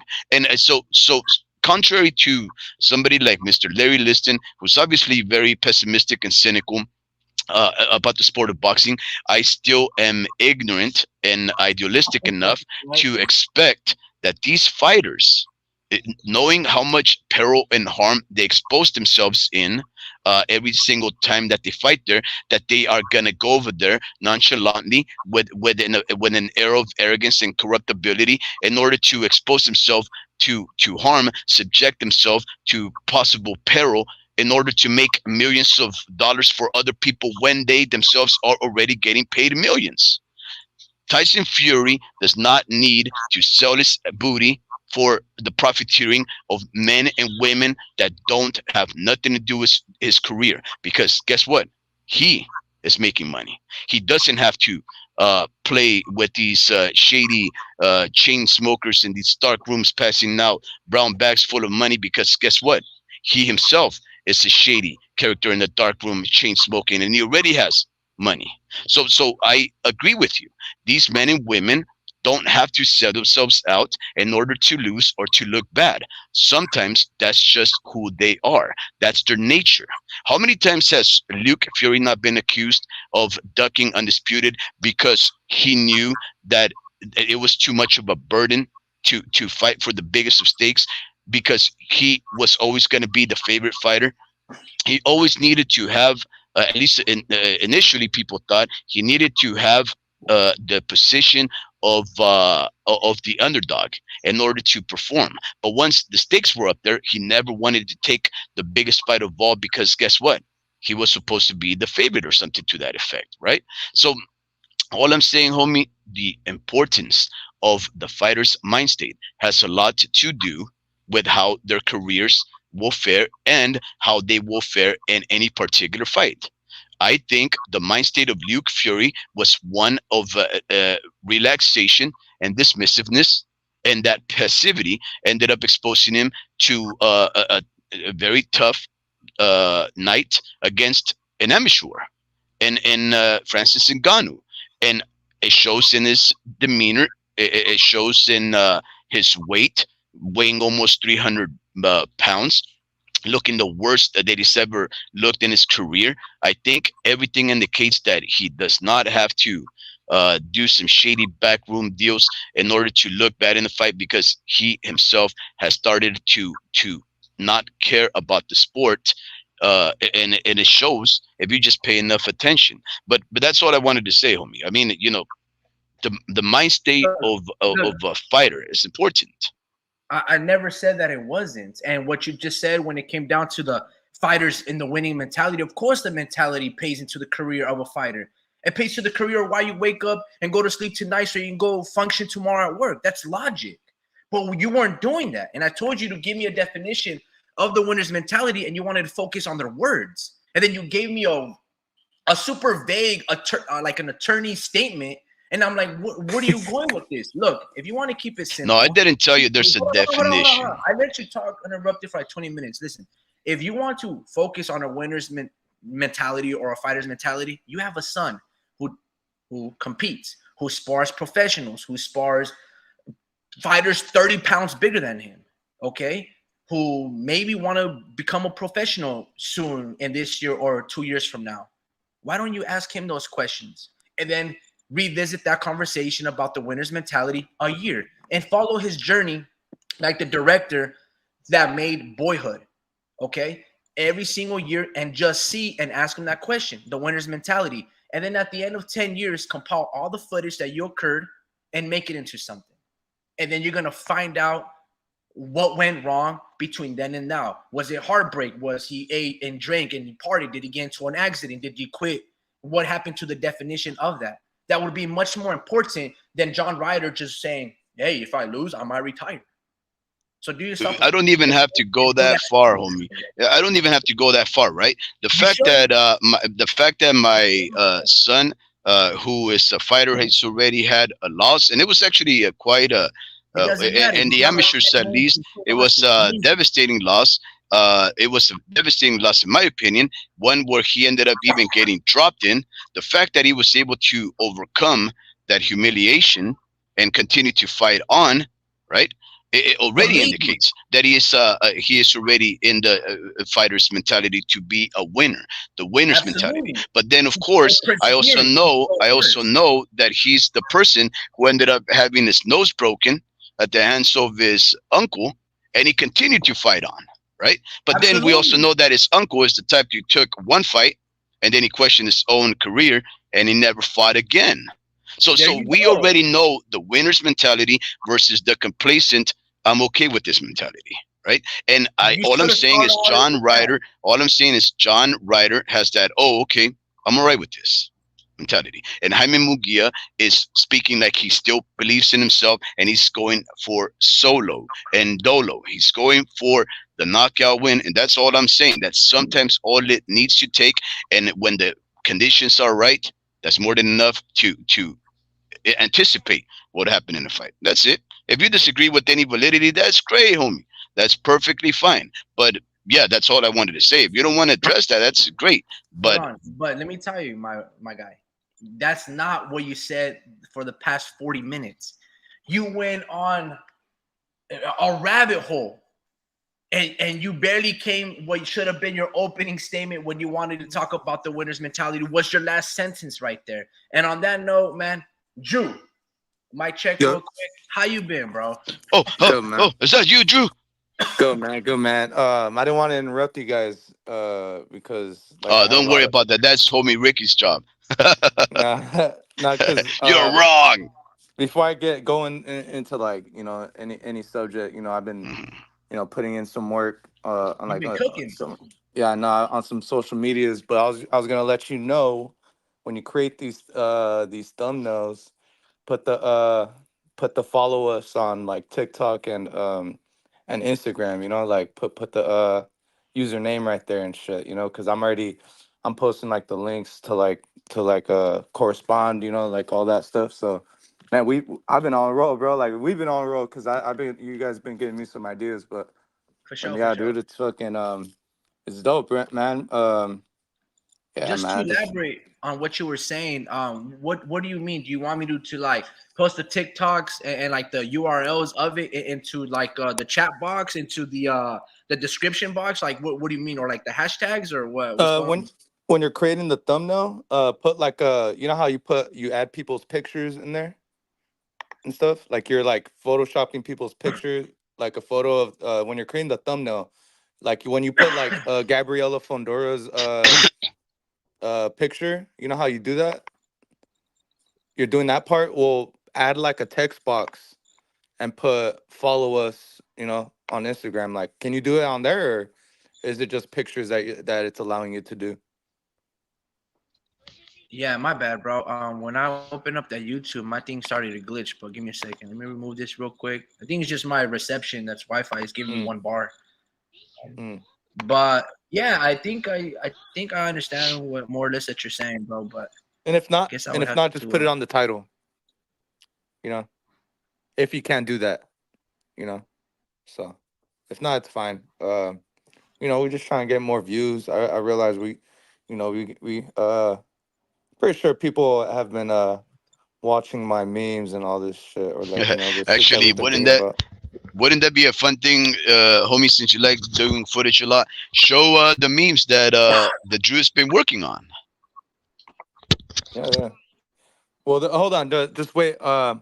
You know, hold up, because I was gonna actually say I I got more coming. I got more in the archives and stuff, but Well, they just give him uh a taste, give him a little yeah, taste, no, get no, him a couple of laughs, and then they can start following. yeah, no, you could, yeah, show 'em, man. Hmm. Yeah, but it's pretty cool, man. I've been I've been on top of it, man. So Yeah. uh, yeah, no, we also got an IG page. So for sure, I brother. mean, Yeah, it's yeah. that it's not just memes. That's just not memes. It's also news.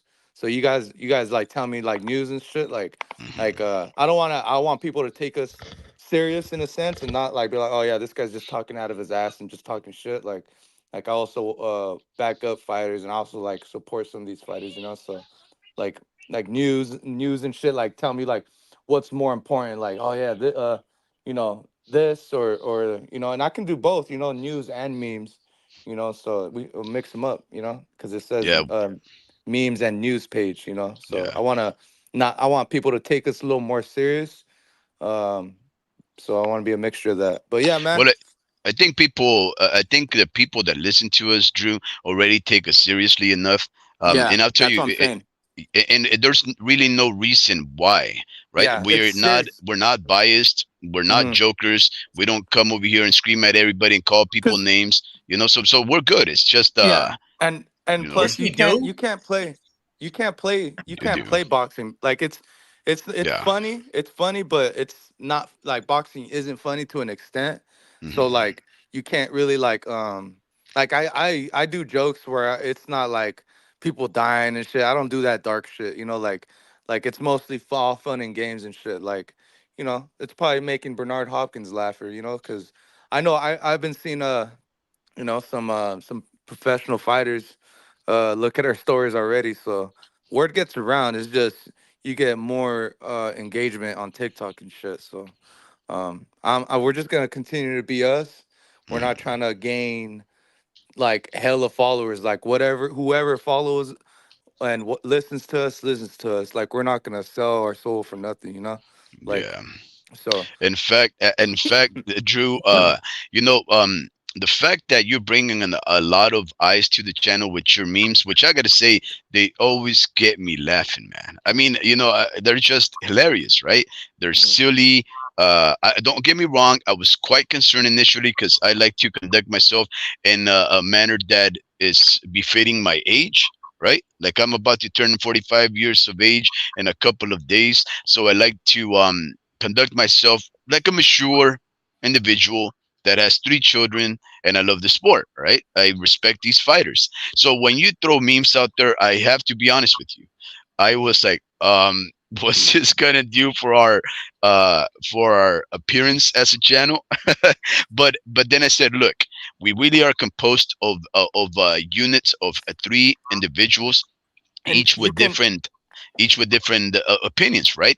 and and that's why and and that's why I'm characters. sending you guys. I'm sending you guys the memes and having you guys like say, "Ah, I think this is dark, or I think this isn't right, or you know, like I want to double check in case I feel like I'm going over the edge. You know, like I'm checking myself as I go, and I'm like, well, you know what? I don't think like you know it's not too fitting, or it's you know like you know, so it has to sit well and it has to be funny, and you know that's what I'm doing it for. I'm trying to make people laugh and Yeah, make joke yeah. out of it. You know, so And I think you're doing that. yeah. I really do think you're doing that. I don't have any reservations that you're gonna, be too dark or too offensive of these fighters, because you yourself are a fighter. You do know people involved in the sport personally. I know that you're gonna, respect the sport with the reverence that it requires. You're just having wholesome fun without being too dismissive. And as long as you don't call anybody a coward, Yeah. term of the Nah, derogatory, then nah. you'll be fine. Then you'll be fine. Yeah. Look, But you know what's what the I first thing realized? that I always say? I say we never censor anybody's opinion in this channel. So we're not going to censor you. You're like Mhm.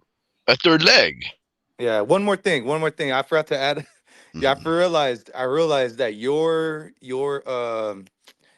fucking like what you find funny is like different than what I find funny as well. You know, Hmm. like you notice that? Like you're laughing at different shit than I am, but I think that's just everyone's. I think it's not a age thing, but I feel like it's the like older people who Yeah, find the simpler things that I post funny, you know, yeah.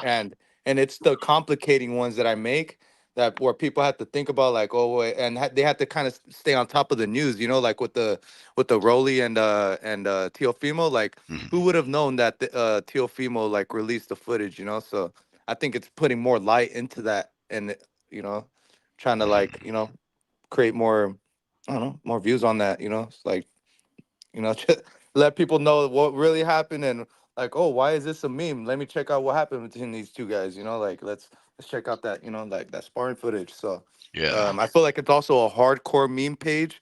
Like you really got to know what the fuck's going on. Like that's why I get more engagement on my San Francisco 49er page. But Oh, yeah, no, it's just that's just the nature of the beast, bro. Honestly, like you'll see, Ricky, he posted some 49er stuff, and shit got already like 900 plays and stuff. So shit's crazy, man. But we're gonna try to bring the name of boxing up as much as we can, you know. So that's what we're here for, man. But yeah, onto the subject, man. I'm ready to talk about the subject. Let me What's ask the you subject? this, Drew. Well, first and foremost, bro. Yeah, dude, your memes they'll blow up because they're funny, man, and they're short. And people, in terms of nowadays, when they scroll down to their phone, right? Like one of my older brothers, he hands his phone off to his kid. Kid's 2 years old. He knows where to click on TikTok or YouTube Shorts, and they're just scrolling, boom, boom, boom, Crazy. boom, boom. Like so, that'll just blow up, man. If you keep them short and fun, that's all you gotta do. And they're enlightening, cause like you said, even though you're not trying to inform or it's a diehard channel, let's just say, the minute you focus on Rolly and then Teofimo and you make a funny little skit, guess what? People are gonna be like, "What the hell is going on between Rolly and Teo? Why did he use these two faces?" You type in their names on Google search engine, boom, you're gonna get the articles, leak sparring, and then you just inform people. So through humor, you can tell a lot of truth and you can enlighten a lot of people, bro. So that's very interesting shtick that you're gonna go with right there, and it's gonna boom. To your And I point, try to be neutral. I try I to be mean, neutral as I can be, at least, you know. even if you wanted to pick a side and just clown on people, you can do that, bro. Right. But when it came down to your engagement in football, yeah, man, the football thing, like I was telling before we even started all this, boxing is one of those things that you're doing it because you love it. You're not gonna do it Yep. because you're really gonna make a boom and a big difference because it'll break your heart when you try to go in there with you know amazingly honest intentions. But with football, since it's the popular sport here in the states, at least stateside, you're always going to tenfold any boxing content. But you said you wanted to talk about the topics at hand. Did you know that John Ryder is fighting Jaime Munguia this weekend? Yeah, man. What I How do you see oh, that fight yeah. going? How do you see that fight going? Who do you think will win? Jaime's being trained by Freddie Roach. Do you think that makes a big difference on the John Ryder's last performance against Canelo Alvarez? Are you siding with John Ryder? So I've been kind of back and forth, right? Um, it's it's like what's going on through my mind is pretty much when I think about this fight is pretty much I forget how many fights ago, more than eight, um, more than 8 fights ago, Jaime Mugia faced a southpaw. All 8 fights ago. So that's a long time ago. And that guy that he fought wasn't that big of a like puncher or nothing like that. I forgot his name. It was like a couple years back, and before that, he hadn't fought a southpaw for another couple more fights. I forget how many, like 4 or 5 more fights until the next southpaw he faced. Like so it's been a while, and if ever that he faced a southpaw of this caliber. So I'm like, damn. And then when on top of that, I'm like, fuck. This we were just talking about how Hama Mungia, how perfect of a matchup it is with him and Freddie Roach, right? And I'm thinking, man, there's not too much more that he can learn though. All he's gonna learn is better footwork, like yeah, footwork and combinations and stuff. Like he's not gonna teach him heart, because that's what Ryder had and showed me against Canelo, dude. Like he showed a lot of fucking heart. Like you're gonna have to punch him a lot harder than Canelo was in order to like really like. But he was respecting Canelo. It's just he just showed heart through that, and I'm like, man, like Munguia has more a style where he throws more punches, obviously more punch output, but it's just he couldn't. Man, he couldn't like the way he looked against Derenchenko and what like I think Derenchenko was like 160 pounder, correct? So fucking Ryder has always been fighting at 168, I think.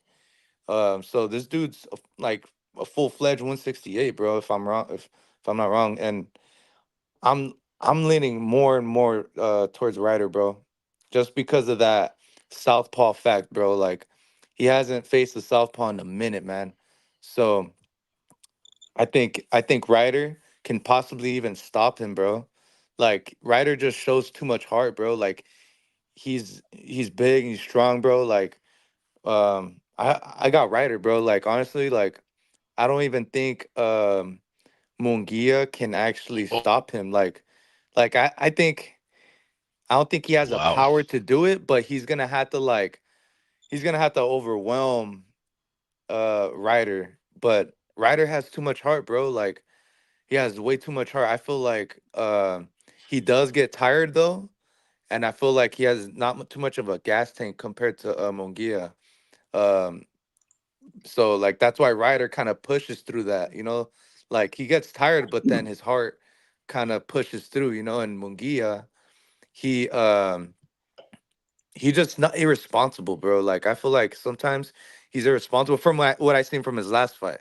So he can prove us wrong and or prove me wrong and say and you know fight a real patient fight, pick his shots correctly instead of just kind of being irresponsible with his punch selection. But um, because he's wild sometimes, man. And yeah, man, I feel like Ryder's just cleaner. I feel like it's his heart and it's his discipline. That's what sticks out. For me for Ryder. You know, Munguia has a has a wasn't he's younger, you know, so he has a he's got more youth, you know, so it should be a good fight. I'm not complaining about the fight. Um, you know, for that Canelo fight, he's gonna have to really like he's gonna have to stop him or look really impressive and win a lot of rounds. Like you know, do something Canelo couldn't do. That's like, if he stops him, then it's gonna really put Canelo in the corner. Not really in the corner because Canelo's willing to take that fight, bro. He's hoping that Munguia wins, but I also heard he's gonna fight Jamal Charlo, so I don't fucking know. Wouldn't mind that fight. Obviously it's always Benavidez, David Benavidez over anybody to fight Canelo for me, but I wouldn't mind, man. Stylistically. Let me ask you something, man, because you said a lot right there, but let me just focus on a few things. You said if he goes to Freddie Roach, what is he gonna teach him? Like what out you were like he can't teach him heart. You don't think that Freddie Roach can teach Jaime Munguia how to be an offensive fighter the correct way? Because a lot of the times Jaime Munguia, I feel like he just throws punches just to throw. Right? He's Hmm. one of those guys, traditional Mexican fighter that comes out from like Azteca TV or all these channels at 2 a.m. in the morning, and they're just throwing punches. There is no intellect. There is no setting traps. There's no hand feinting. Right? Jaime just throws, bro. He just throws, throws, throws, and throws. He did it against Saddam Ali. To your point, I was just looking at his box rec. He's only fought one southpaw, Mm-hmm. right? It was 2 fights ago. But since then, Mm. 10 fights later, no southpaw. The southpaw's name, apparently his name is Gonzalo Gaston Correa. I didn't Mm. even see that fight.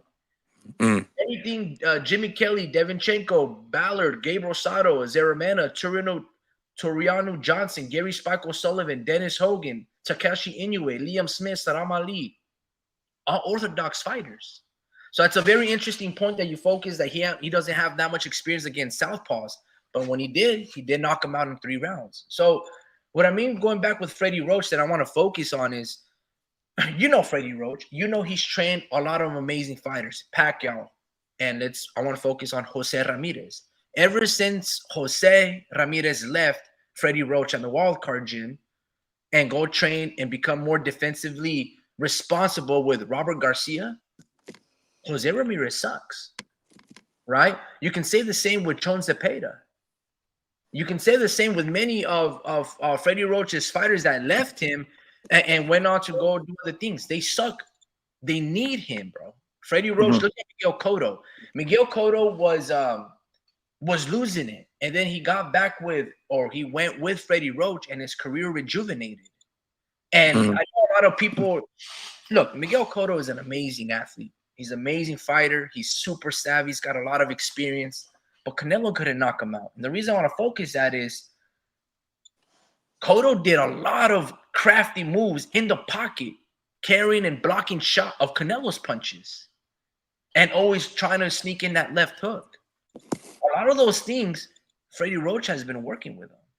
You see, I know a lot of people, like have this impression that Freddie Roach don't teach defense, and obviously offense is his best approach. But Manny Pacquiao didn't get hit a lot either. You see, for as much of Manny Pacquiao's throwing at his peak 1,000 punches pretty much per fucking fight, he wasn't getting hit a lot. The only guy that would really rock and hit Manny Pacquiao was Juan Manuel Marquez. Margarito, I think only like 2-3 rounds he had a little bit of success. Mosley didn't really hit him. Floyd Mayweather, for that matter, being so defensively sounded, he didn't get to hit Pacquiao many times. In fact, both were very unscathed. And the one guy that did get rocked and got hit with a good shot, he was up against the ropes. So I'm not saying Freddie Roach is going to teach you the shoulder roll and all the intricate details like a Chris Bird when he was fighting and, undersized and these big ass heavyweights, Chris Bird, right? The southpaw heavyweight. I'm not saying Freddie Roach is going to teach you that, but he's going to be able to fine tune every single spark with intellect that Jaime Munguia has in terms of just throwing punches. And he's going to fine tune everything and just make them look flawless. I mean, that's what I see, bro. Yeah. What do you mean by like he can't teach him nothing? What do you mean by that? I guess what I'm saying, like, he doesn't show that he wants it. Like he does show that he wants it physically, but he doesn't show IQ. And he doesn't obviously he's gonna teach him like some leverage movements, but I'm saying like he has to show me. I guess that's the nature of being a boxing fan. We know all these facts, but we still haven't. We've seen your trajectory, and your trajectory has kind of consolidated, if you'll say. Like it stays the same. So he hasn't showed me throughout the fights that he's been like improving, with the stamina. And hey, like I really want this Canelo fight. Like I'm gonna fight a lot harder. Like he's not fighting like he wants a Canelo fight. Like he's not. He does have urge, but he's not smart with it. And he's got to show me. He's got to show me with Freddie Roach, because I mean Freddie Roach can't speak Spanish, bro. He's not gonna really be able to like get in his head and say, "Oh yeah, bitch, like really just get under his skin, because I think that's that's energy that kind of affects me, bro. Coach Danny yells at me, it does something to me. If I do it to, I don't know, it's a language barrier as well. I feel you, man, but I can't let you get away with that. Look, man, Jaime Munguia is not a complete fighter. He's not even let alone a complete boxer. He's not a complete fighter. He throws a bunch of punches, but you might say that it's very ineffective. Freddie Roach, every fighter that he's gone with, whether he's had John Cepeda, Cholo Salcedo, Jose Ramirez, Manny Pacquiao, Amir Khan, it has never been ineffective aggression. It's always been top tier offense, bro. Top tier trap setting, combination punches, head and body. He's fucking perfect. Jaime Munguia was just throwing punches de pendejo, bro. And Freddie Roach don't teach you to neglect certain things. Fuck no. He never, bro. Never. You see, I feel like we're saying the same thing. Say again? I feel like we're saying the same thing.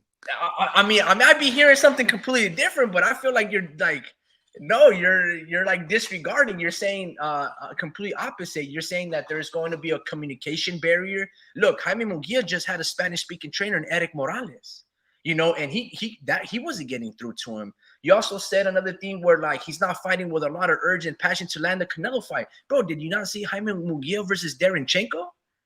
Like that's like he barely won. If there's ever a fighting spirit where like, fuck, dude, I'm proud to be a Mexican. I'm gonna wear my sombrero. Was that fight against Jaime Munguia versus? What did he say? He needed to. I know he needed to. Sombrero. Arriba. His Chevy's restaurant sombrero, those big huge ones, that cover up the sun. That's hilarious, man. Arriba. No, but I mean, unless I'm hearing something completely different. And what I mean by flawless, truly trait, and salute to you. Let me read a couple of your messages. You say Munguia. Nah, Ryder got it. Ryder does show that heart and has a little bit more aggression. Then who? Then Munguia, a little more aggression? Bro, have you seen any John Ryder's fights? Did you see the first 5-6 rounds with him and Danny Jacobs as Larry Listen informed us of? Bro, he just, like the first early rounds, he's just trying to dissect and read and see what openings that he got. He's a late starter, like Larry Listen said. Marquez is the only guy that could really touch Pacquiao. I agree. Marquez touched a lot of chins. Roach is going to make him look flawless. I disagree. And what I mean by that is offensively, like he's going to fine tune every mistake from an offensive standpoint, not defense, but again, I have But to. he has, hold on. Yep. Go ahead. No, go for it, bro. Oh yeah, no, I was gonna say he has yet to show us that he can actually change the game plan mid-fight. Like he does the same thing like throughout the whole fight.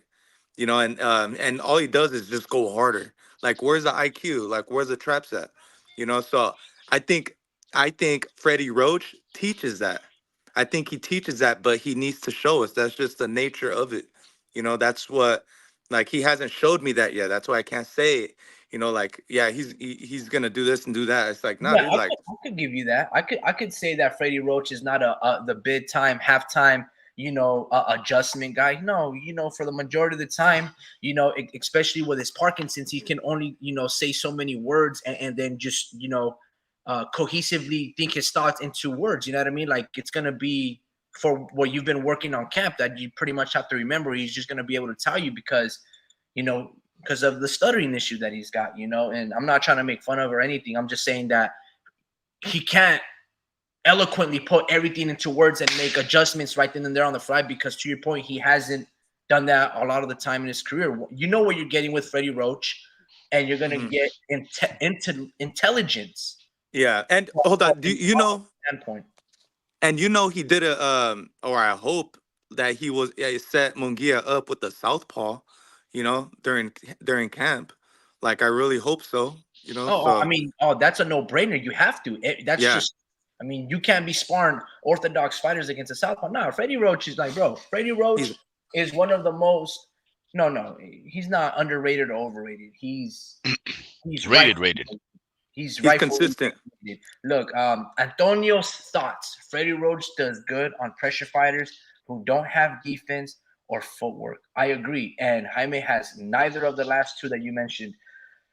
Robert Garcia makes you a master offense and a little bit of skill. They both teach good things, but Freddie is another level for Munguia. I agree. Robert Garcia, one of the things that I love, let's just talk about three certain trainers right here.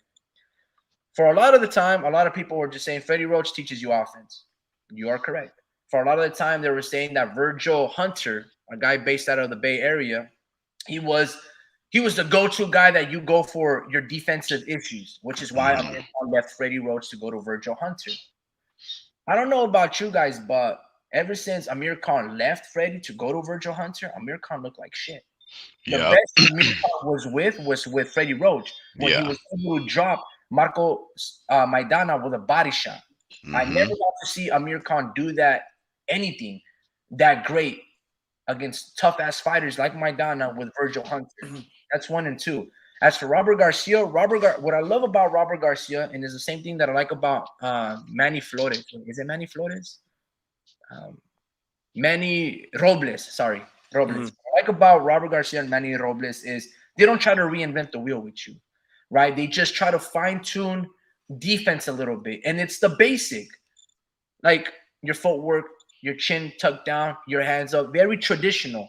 If you ever saw a Robert Garcia fight, that's basically how he tries to teach his fighters. Almost like Virgil Ortiz. That is a prime example of just fine-tuning things. But what I love about Robert, right, is that he takes what you already are. Again, not trying to reinvent the wheel.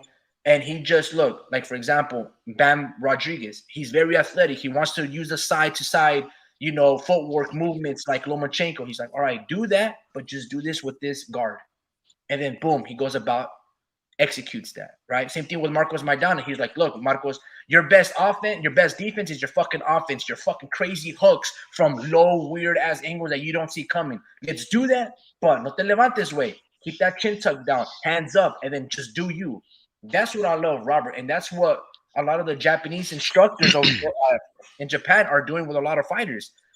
They only have one Naoya anyway, but they cater to the fighters like Junto Nakatani, very athletic, wants to fight like Paul Williams, like Sergio Maravilla with hands down dancing and pop you with a fucking amazing left straight. Then they had Takashi Inoue, who fought Munguia, who was like Perro Angulo, very Mexican, like they and Junto, no, not Junto, but the other Nakatani guy that boxed and like Victor Poster when he fought Teofimo Lopez. A lot of the Japanese instructors are like Robert Garcia. Whatever I'm dealing with this fighter's intangibles, his height, his reach, his intelligence, his footwork. That's what they're gonna, and then just fine tune it. And I think that's the best teacher that you can possibly have, which is why Anthony Joshua looked the best, in my opinion, versus Usyk when he had Robert Garcia. Since then, man, I don't know what happened to that relationship, but Antonio goes. Let me see. I might have read that one. He goes, question is if Munguia will follow up the game plan knowing that he gets mad and starts to go crazy and throw out his game plan out the window. Yeah, I mean, at the end of the day, that's how Munguia fights from the first round. He just goes guns blazing, and in his last fight, he got touched too many times, I guess too close for comfort, and probably he had to reconsider his whole strategy because Ryder puts on a lot of pressure. So will Munguia be able to fight smart without losing his cool? We will see. That's beautifully written, but Yeah. Warp Speed Yeah. goes, thank you, brother. New to the channel. Let me sub real quick. Hey, salute to you, man. I appreciate it. I You appreciate it know. when you guys sub. I appreciate when you guys leave the comments. I appreciate it when you guys give the likes or just tune in a little bit of giving your time for a little bit for us for a little conversation. Truly Trey goes, man, how y'all feeling about the state of boxing? Ooh. Man. Yeah. Well, So let me tell you. Go ahead. before we divert our attention and our opinions to something else, I just wanted to address Mr. Antonio's thoughts. Very first comment on the Homie Ricky podcast, where he states Freddie Roach does good on pressure fighters who don't have offense. Wait, that's not the one. Uh, there was one. It was right after Ryder you puts commented. Ryder puts a lot of pressure. So will Munguia be able to fight smart without losing his cool? We'll see. Well, Antonio's thoughts. This is what I would like to say about that. Right? For the most part, we've had these commenters for tonight saying that John Ryder is a pressure fighter. That he comes and brings that kind of pressure. Well, I would just like to answer that by taking John Ryder's own words, right? As reported in Boxing News 24/7, the 16th of January, current year 2024, the year of our Lord, Mr. John Ryder states that all he really wants to do is to go over there and be allowed a fair shake. He says, quote, I don't want to go in there feeling like I need a stoppage. Emphasis on the following. I don't want to put the added pressure on. So if we are discussing John Ryder, who's able to bring that smart pressure that I keep hearing about, and he states that he does not want to put on the added pressure uh, on this fight, that he feels that he does not want to go in there with the feeling that he needs a stoppage. Well, all I can tell you is that I don't believe that John Ryder's plan is necessarily to go in there with that pressure. Now, I am a type of person that will take you on your word, right? I understand that you can fib and you can say things to confuse your opponents and otherwise. I know these tactics of deceit and manipulation, but I am an old-fashioned man that likes to take you on your word. And if you say you don't feel like adding on the pressure, and that's what people expect you to do, because people have this ideation that that's the kind of fighter you are. If you say otherwise, then not only are you refuting what people are saying about you and the way that you operate, you're also going against the way that the sport has allowed you to climb up the ranks solely because of that added pressure. If added pressure has allowed you to climb up the ranks and succeed to the point that you're able to have a fight with Saul Santos Alvarez Barragan, it would only behoove you to bring on that added pressure, right? That's what I would say about that.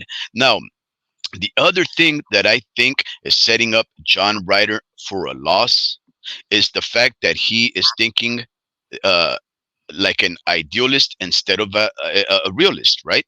Because he goes on to say, as reported on Boxing Scene on the 17th of January, current year 2024, he says, I don't want to depend on a knockout. It'll cloud my judgment, stating that he wants a fair shake in the Munguia fight. And he goes on to state, basically, in other words, that when Sergey Deremchenko was stopped, it was well, he was defeated at the hands of Munguia on that fight. He saw the scorecards and he thought that they were fair. He says, quote unquote, that's all we can ask for. A fair shot with the judges. I think we saw it in the Munguia Deremchenko fight. It came down to the last round.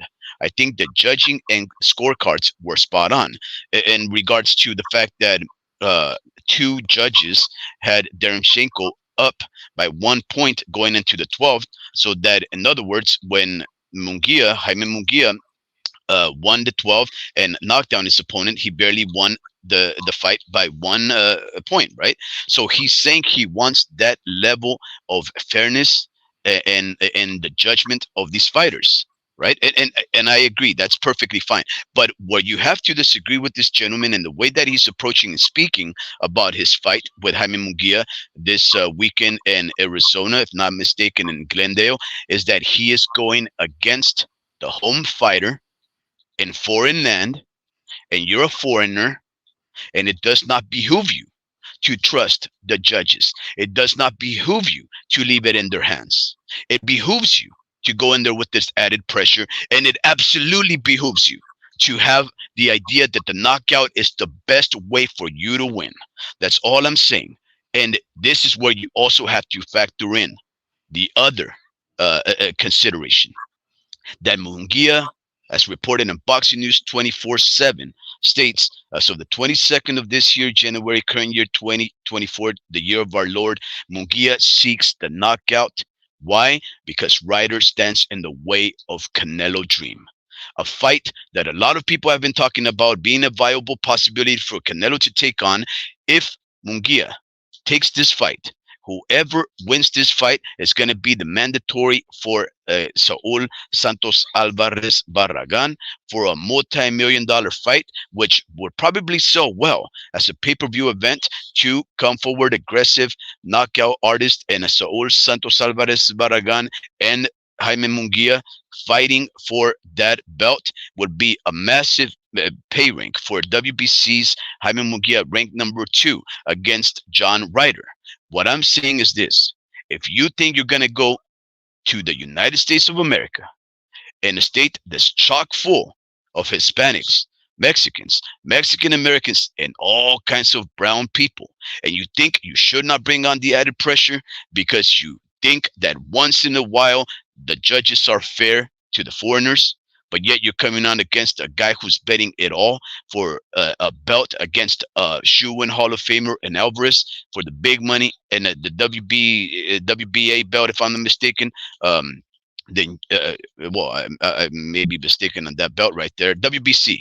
If you think that that's what's going to get you the win, buddy, you're mistaken.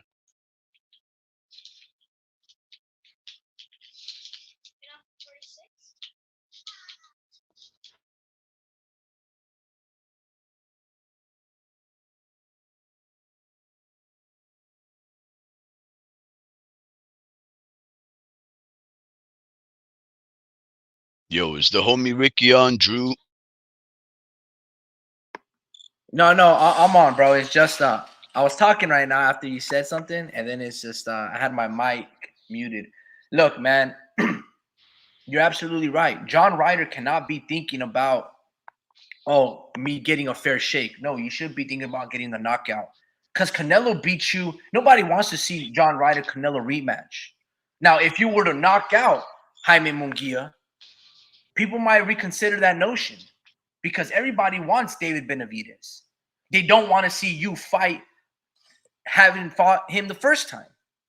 You see? So he needs to knock out Jaime Munguia. Fuck the fair shake. If you leave it into your own hands, because apparently you can knock out guys like Zach Miller and all these dudes that I've never even seen them fight, then you should be able to knock out Jaime Munguia. Same thing for Jaime Munguia. You have to knock out John Ryder. If you want the Canelo sweepstakes, there's a big ass line of fighters wanting that fight. Edgar Berlanga wants to fight. Canelo has already said, unless he's recanted his statements, but he's always told everybody, I do not want to fight Mexicans. He would rather fight Edgar Berlanga than he would rather fight, or before he fights David or Jaime Munguia. So it's news to me. This is why I don't want to take these fighters at their word value, at face value, when they say, oh, Canelo reached out to me. I've never seen Canelo reach out to anybody to make a fight. The only time I've ever seen Canelo's team open their mouth to look for a fight is when they petitioned the WBC at the convention. We would like to kindly move up and fight Makabu, the cruiserweight. That's the only time I've ever seen or heard Eddie Reynoso or Canelo Alvarez call out somebody. Never in Canelo's history, even when he fought Erislandy Lara, he didn't call out Erislandy Lara, right? Lara went up to the podium, and that's how the fight got done. That's the only time that I can think of those notions. So these fighters, Jaime and John Ryder, they have to both win, not only decisively, but they got to win by knockout, because they're not going to get that rematch or the Canelo sweepstakes. Yeah. So that's that. So at the end, homie, so I'm highfalutin, and I tend to bloviate a lot before I get to my point. I get that. I am loquacious, and sometimes you get exasperated because I don't just get to the gist of what it is that I'm trying to say, right? And everything that I just told you about John Ryder and his words, right? It's really what I wanted to boil it down to, right? I'm trying to formulate an impression about how a winner thinks versus how a loser or a person that's about to set himself up for a loss thinks, right? With the fact that you just provided even more substance and validity to the winning mentality of Jaime Munguia, who now has the added incentive to pick up the victory against John Ryder, preferably, as he states, by violent knockout, because he knows the future is bright for him should he do that. The other guy would be trying to win because people are going to do the right thing in the sport that's always done the opposite, right? And this is what I'm saying. It's hilarious, because didn't we just talk about maybe 35-40 minutes ago about the idealism of the youth versus the onset reality of age and maturity?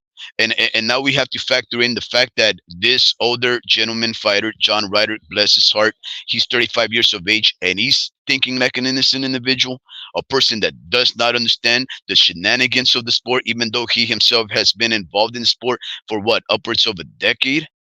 I mean, this guy is all backwards, right? This guy is illogical at the moment. And I think that even if Jaime Munguia was not going in there to defeat this guy by knockout, I think John Ryder is speaking his own loss into a reality. That's all I'm saying. Why? Because he doesn't need to be excited about fighting Alvarez again, even if he wins this fight. Why? Because he's been there, done that, and he's been rewarded for it. There's no incentive. Munguia, it's fresh. The concept of fighting a shoe-in Hall of Famer, the idea that Saul Santos Alvarez Barragan, Canelo, approached him in his side for a possible fight, like you stated, something that has never happened before, except for a fight that never happened, which is Makabu, the African fighter. That right there is incentive for him to wake up fully spirited, punch that bag like he's never punched it before, and they just stick on a picture of John Ryder on the bag and say, "This is for you, my friend." My bad. I'm in the restroom right now. Give me a sec. What are you doing, man? You can't hear the echoes? Look, as long as I don't hear the tinkling of the urination, I think we'll be all right, Drew. But yeah, just in case, I would say mute yourself so that nobody has to hear your your bowel movements or your urination. Can you do us that favor?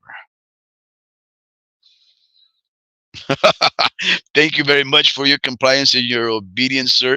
I appreciate that. So, John Ryder, we I in my case really don't have much hope for John Ryder to eke out the win. Uh, I apologize. I do tend to think that you have to approach uh, situations well prepared, and I think preparation for the most part comes from the mind. And I do understand that a lot of these fighters may not be completely forthcoming with their expressions in the media because they don't want to give out a game plan or a semblance of where their mind state may be. I get that. I get that. The concealment of the truth as a strategy. I value those things. I know there's, the 48 laws of power, the art of war, Sun Tzu. I get all of that. But contrary to men such as Luke Fury, John Ryder has never been known to be a fibber, right? Contrary to Teofimo Lopez, who said one thing and his actions do others, John Ryder has been forthcoming. When he beat Zach Parker and won the sweepstakes for Canelo, he did not come out and act, completely bombastic. He didn't make a fool of himself and said, "Yeah, I beat that boy," because really, he didn't. The other guy just injured himself and could no longer continue that fight. He kept it simple, kept it mum, just accepted the fact that this is the reality of the sport. Sometimes you win some fair and square, sometimes you win some on a dubious victory, but nonetheless, the dub is the dub. And I have to take John Ryder for his words. And I believe John Ryder when he states that he thinks that he will get a fair shake and that's all that he can hope for, as how he actually stated. He states he hopes for a fair shake. That's what he states. I'm thinking in the sport of boxing, buddy, to hope, my goodness, that's I almost am persuaded to laugh. And I apologize because I have so much respect for these type of fighters, but the word hope in the sport of boxing, although has validity because isn't hope basically the foundation for a puncher's chance, nonetheless, the sport requires more than hope. It requires you to work hard. It requires you to go in there and take the fight the clean, most assured way, and that's a knockout. I hope John Ryder has more than a puncher's chance. We do. He's been there with Canelo, but I also don't think that when people say that John Ryder has heart because he was able to endure punishment for 12 rounds, I also have to say, was that smart? And isn't part of having heart the ability to endure that pain and still throw punches? Because for the most part, in my impression, it's not like he was being too feisty when he was taking those punches.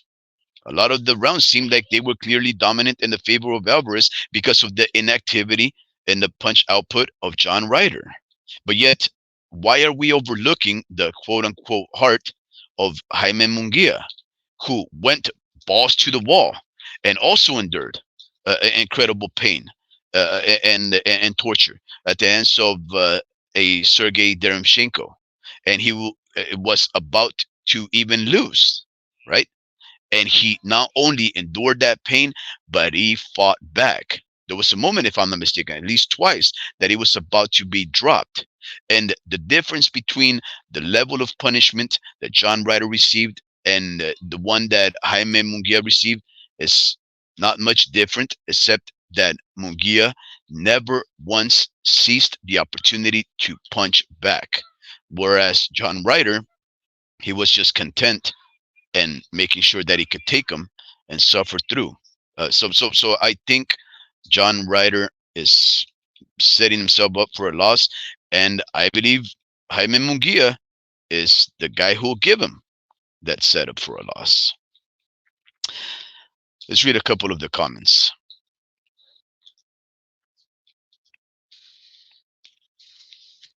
Mr. Antonio's thoughts states Canelo can't afford for Munguia to lose this fight. Because who's out there for Canelo to make a title defense other than Munguia? We know David ain't an option. Yeah. Homie Ricky states 100%. Drew 123. Wouldn't be surprised if he picks Jermel if Munguia loses. Shaking my head. Oh goodness, Drew, come on, man. He states, I just don't want to push while I'm talking. LMFAO, because he was defecating at the moment. Come on. The homie Ricky states, what irks me is these British fighters act as if they are unbiased and don't rob American fighters like Lara when they go over there to fight. Unbiased. The homie Ricky continues and says, they always bitch and complain. Billy Joe did the same with Canelo and plenty of others. Shit adds Australia to that list by Drew123. And of course, the homie Ricky questions why Australia. And of course, Drew answers that by saying Jeff Horn versus Pac. Pretty much LMAO, Jeff Horn. Good point by homie Ricky.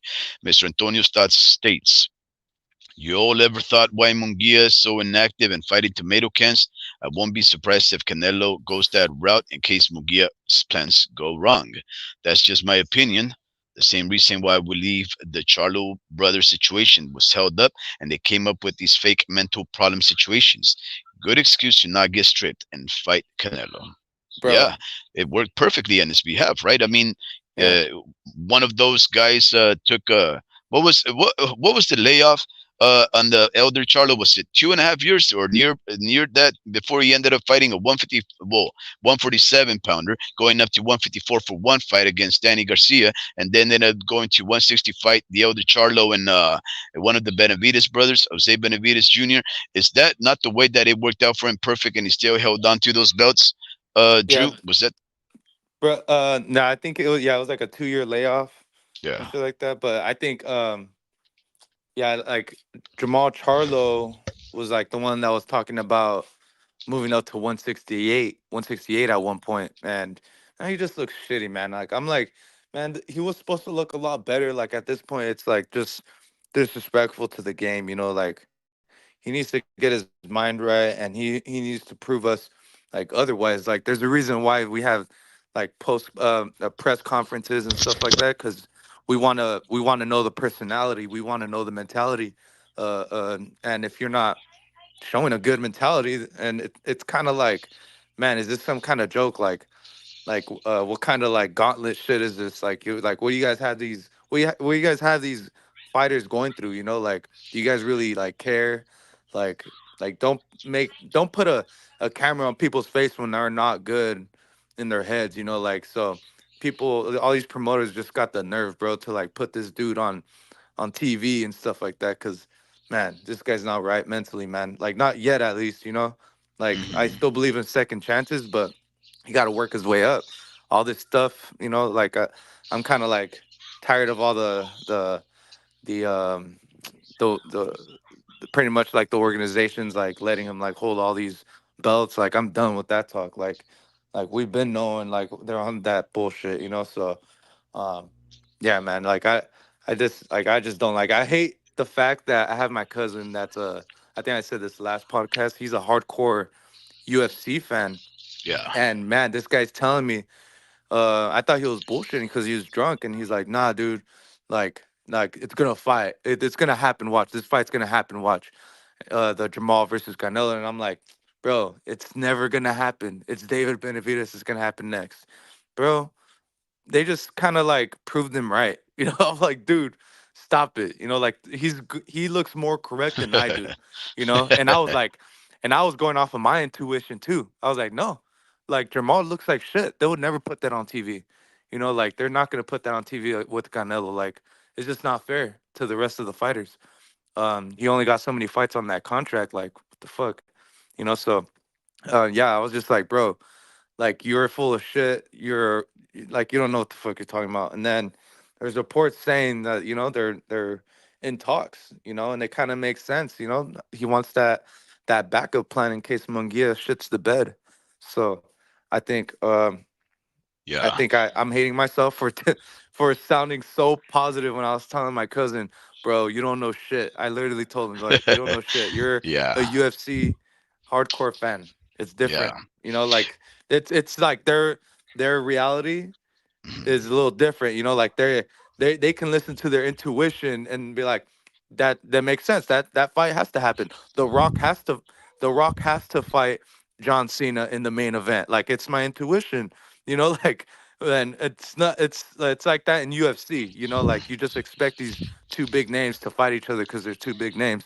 Now it's kind of becoming that in UFC. I mean, boxing. It's like, bro, just because they're now like you guys are making this like WWE. Like I fight your brother, or I beat you. Now I fight your brother. Yeah, I never thought Like of it the like same, that. like some WWE.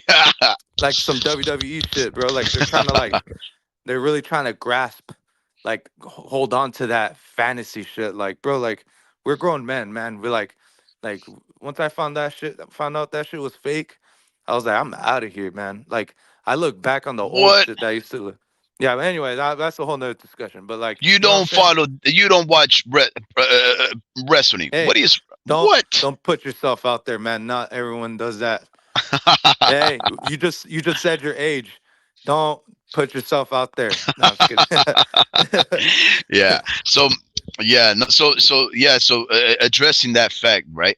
The fact that you were still defending the sport of boxing. You were defending the what you figured to be it turned out to be the indefensible, right? Because it turned out that your cousin, who's casual in the sport of boxing but a hardcore MMA guy, he was more right than you were.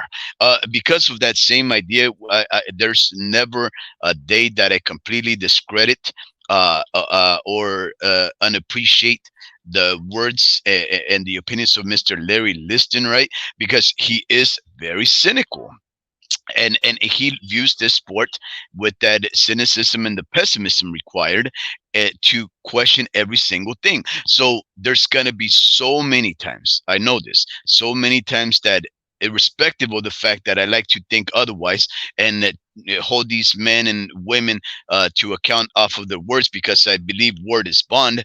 A lot of the time, the sport itself, perhaps not the fighters, but the sport itself will prove otherwise. That that the cynicism, the pessimism in the sport is actually a healthy thing to have as a fan, right? Because if you are cynical about the sport because you know its history, then the first thing you should do is never bet on this sport, right? Mhm, Like I would never bet on this sport. What for? Right? mhm, That's the first thing I would think of. Because in fact, you should really be betting not against the skill set or the favorite fighter. You should think, okay, what's the angle? Right? What are mhm, the odds? Who who should win this fight? Not because of their skill set, but because the promotion is more invested in this fighter than this one because they're fighting in this part of the world than that one. Those are probably more healthier considerations when placing money on the table for a bet. But if you're trying to bet on this sport, knowing what you know about it, then it's a foolhardy activity that you venture in because I think the best thing to do is to learn and not put any kind of money on the sport betting on it. Just in fact, just go in there, just watch the fights. Don't get too emotionally attached to any of these fighters or the outcome of these fights, and I think you'll be much more content. Well, this is the thing. Like with Jaime Munguia, we said this plenty of times. Like we spent our hard-earned money to go watch this guy live. Like out of all the events, we watched Jaime Munguia against Elon Smith, and it was probably like most memorable night of my life, bro. Like it was Which so one? much fun, bro. And Which and one? just what happened? Which one? What was your most memorable night of your life? The night we went to the boxing match Oh, in okay. Vegas, Yes. and you just seen everyone around and shit. But just like You know, watching him through the years. Miguel Cotto sitting there all by his lonesome, and everybody walking by, and Yeah, nobody even knowing who he was, except you two hardcores. I mean, we were still, I mean, I felt like I was still like I was rather uh casual, but I tapped in a little bit on the hardcore side, but you know, Yeah. it comes in waves. You know, sometimes you're in it, sometimes you're not. But Hmm. anyways, yeah, no, I went. We seen That's what Jaime she said. Munguia. How we seen Jaime Munguia throughout the years, you know, and did see him. We did see him improve as a fighter, and we did see him mature. We did see him like get a little more patient. But we, you know, what we did see is his level of competition go up, and it kind of just like everything just kind of faded away. He's just hanging on onto these fights in a sense, you know, like he's a champ for a reason, you know. So Hmm. um like hopefully you know, he somehow, because how many fights has he had? I don't know, like over 35, right? Yeah. Or I 42. forget how many. Over 42. 35. So like out of those 35 fights, like where was he showing signs of, hey, this is the next level I can bring it at. I just need the stars to align on training camp or whatever, you know, like and it could be Freddie Roach. Freddie Roach can be like, hey, um, you know, like get on your shit. Maybe he brings out another level of commitment, another level of confidence, you know, and just makes them that much better, you know. I'm telling you, like it's if you listen to your coach, you can be whatever the fuck you want to be. Like if and you do whatever he does, he's literally molding you. You're more Hmm. moldable, you know? Like you Hmm. if you're more malleable and you Malleable, learn malleable. you know, to his shit, you know, to his, Hmm. you know. So if you don't learn, I mean, Jaime Munguia looks like he was set in stone on his habits, you know. So it's like at late age, he's not old, you know what I'm saying, but like he's molded his body to be a certain type of fighter, and Yeah. that's why we're saying he's already he already got this mold. Can we improve that mold?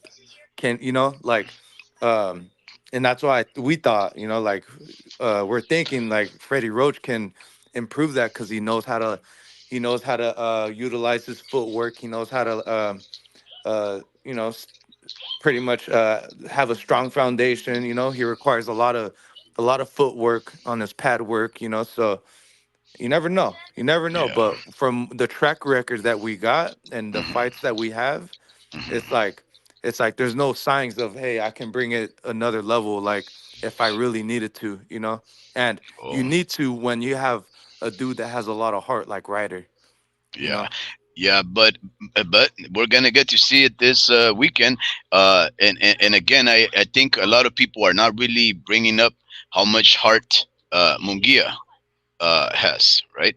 I actually think the heart that Mungia displayed, taking on that very incredibly action-packed and offensive fight versus Deremchenko, is a greater level of heart demonstration than the one that John Ryder displayed against Saul Santos Alvarez Barragan.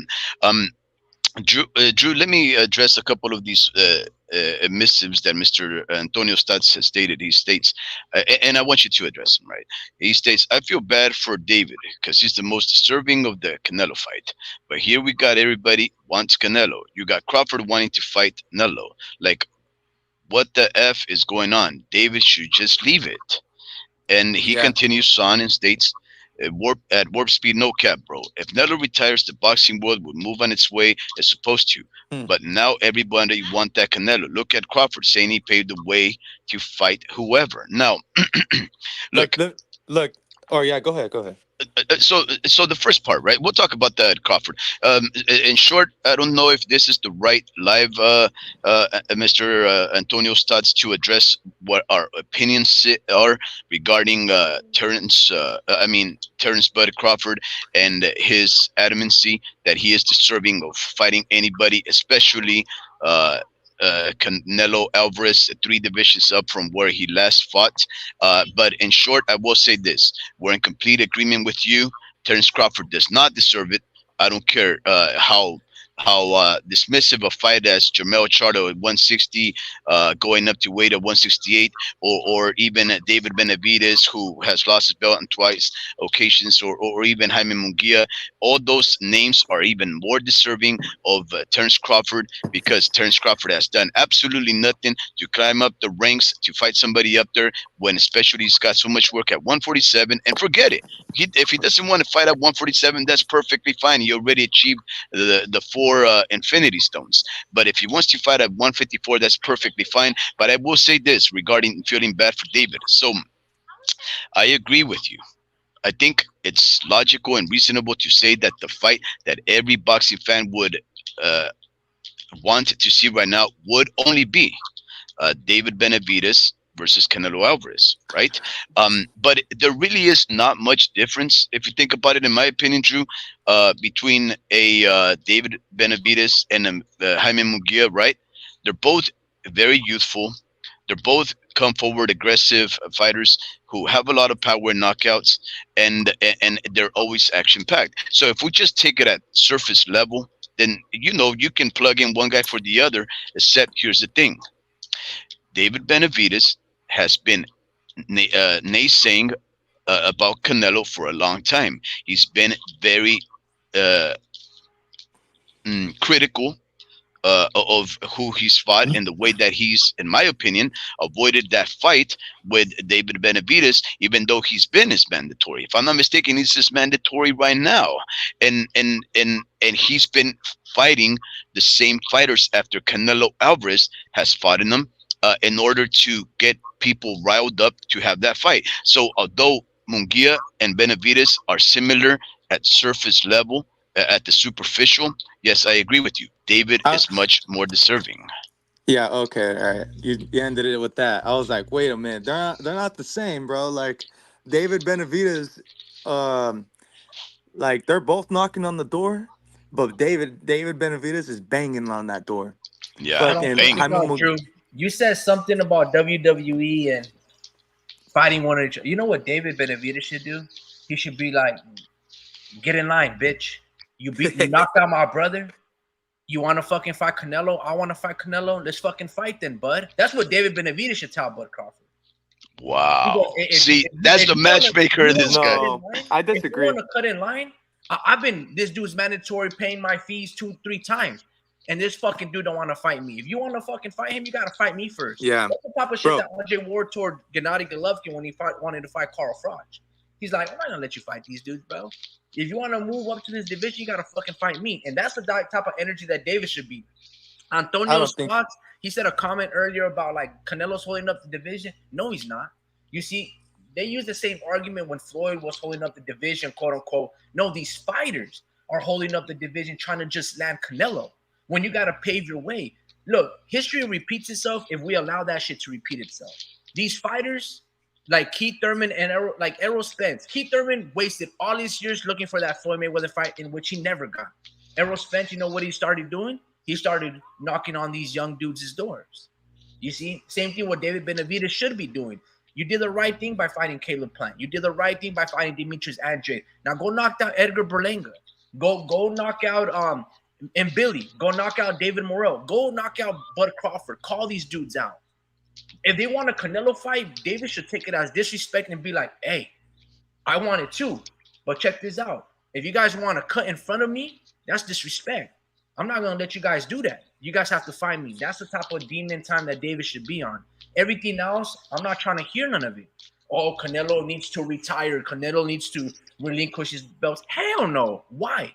Canelo did everything that he could, paying basically $12 million to 4 different sanctioning bodies, right, in total. They're his 3%.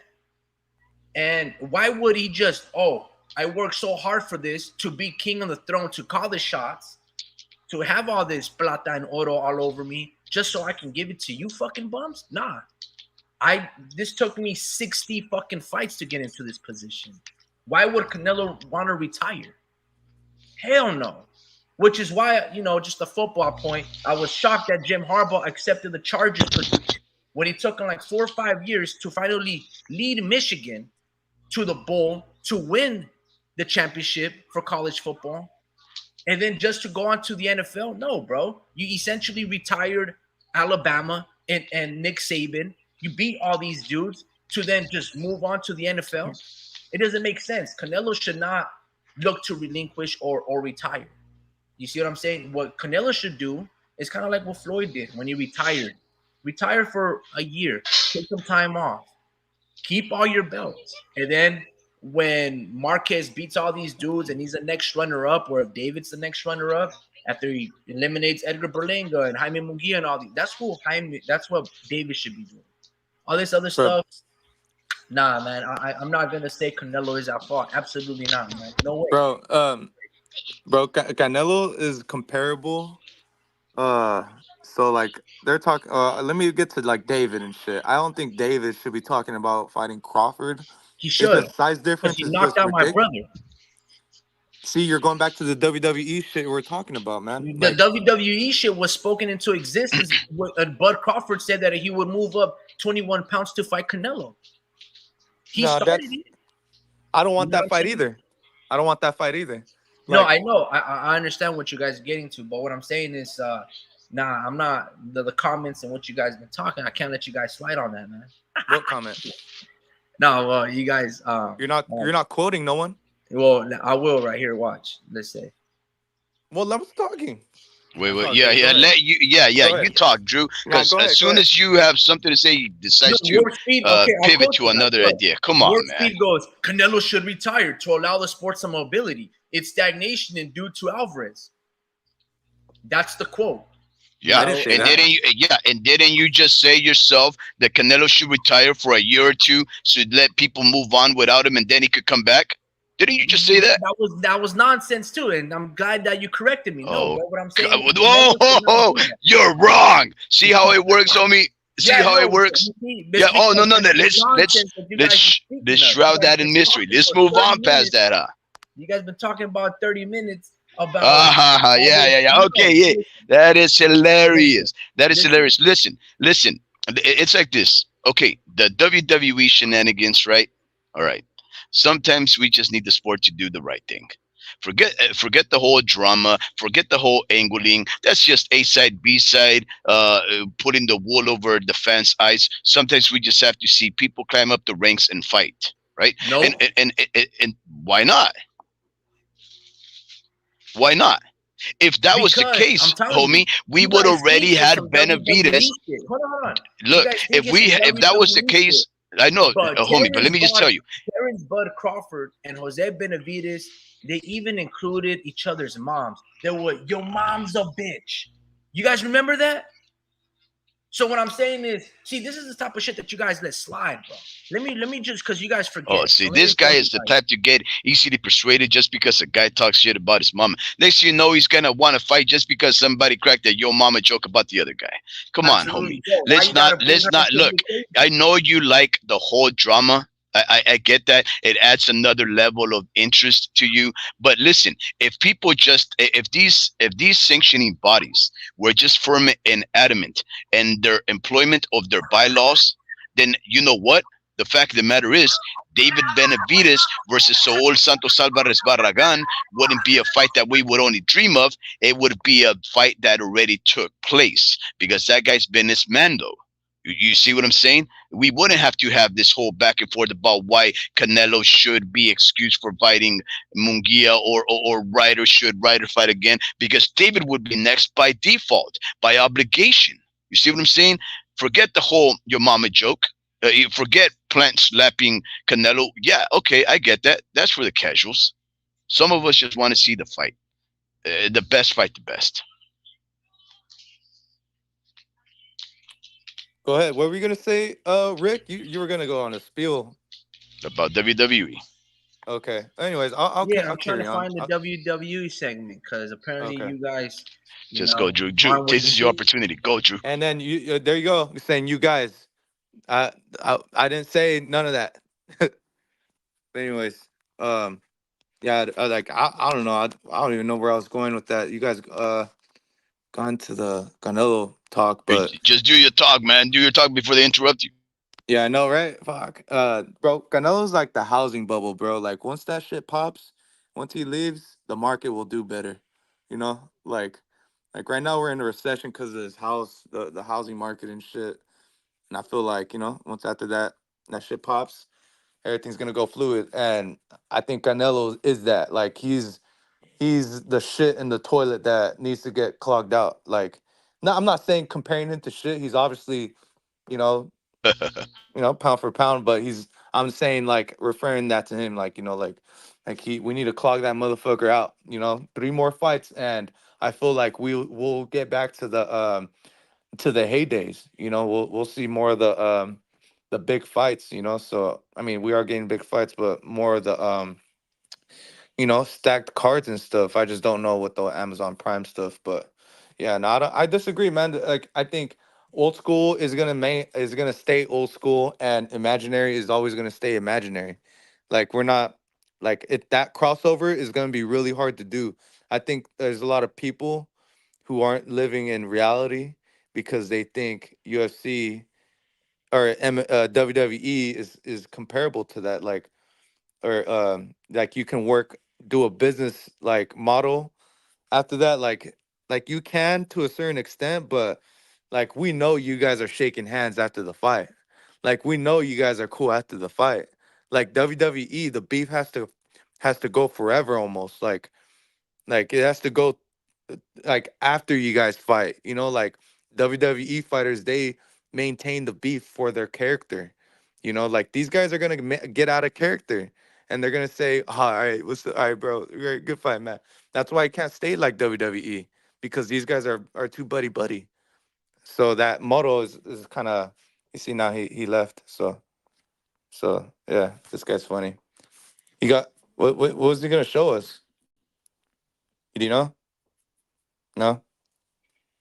All right. But yeah, man, it's fucking crazy. Yeah. It's pretty stupid.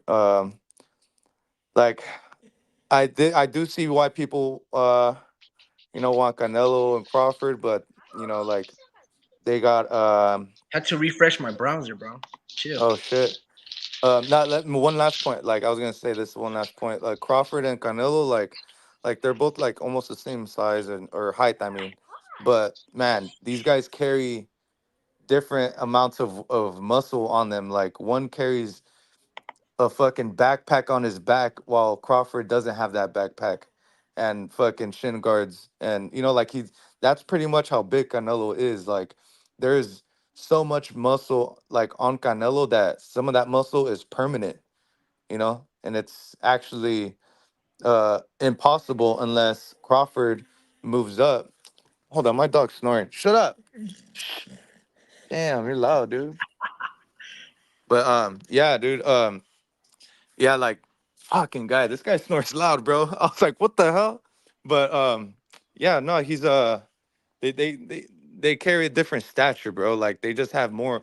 Canelo has way more meat in them, and he's just too big for him, bro. Like I need to see Crawford, like I said before, like taper into these weight classes, So Like all eh, the legends have. yeah, like I don't see. I'm not a hard historian like that, but I hear stories like and Robert Duran's always like the guy that defines odds, and he's gonna be the guy that people bring up and shit. Like, oh, he did this, he did that. It's like, man, Whoa, cause he whoa. he was signing a contract. He was signing contracts on coke, So he did Well, it. there's another thing, Drew. There's another thing. When people think of Robert Duran having gone from 130 to up to middleweight to test himself against the best and become one of the four kings, including uh, Sugar Ray Leonard and Hearns and Hagler. What people forget, right, is that one, there was less weight divisions back then, if I'm not mistaken, and two, he still had stopovers at all those weight classes before he reached 160. It's not like he went from 130 to 160. He stopped at 147, and then in another weight class he had two move ups and weight divisions before he made it to 160. He didn't just hop on all of a sudden and became this stumpy fighter that had never climbed up the ranks or tested himself against bigger men in order to determine whether or not he would be capable a pugilist in at 160. No, no, no. he did it the right way. Perhaps he didn't stay long enough in each one of them to become a champion or otherwise, but he still allowed himself the acclamation and the respect of the sport and its ranking of their fighters in order to make it to 160. He wasn't an idiot. He wasn't, the 130 hopping onto 3-4 weight divisions to go over there. No, he wasn't doing that. He slowly went up there and moved. So a lot of people tend to put Robert Duran into this big old echelon where people just imagine that that's exactly what he done. No, he had layoffs. He had a couple of stop overs at these weight divisions before he ended up going and becoming one of the four kings, though.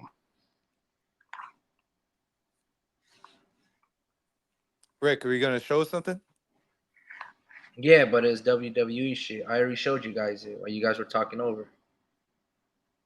Meow meow meow. You guys just gotta let us know when to look.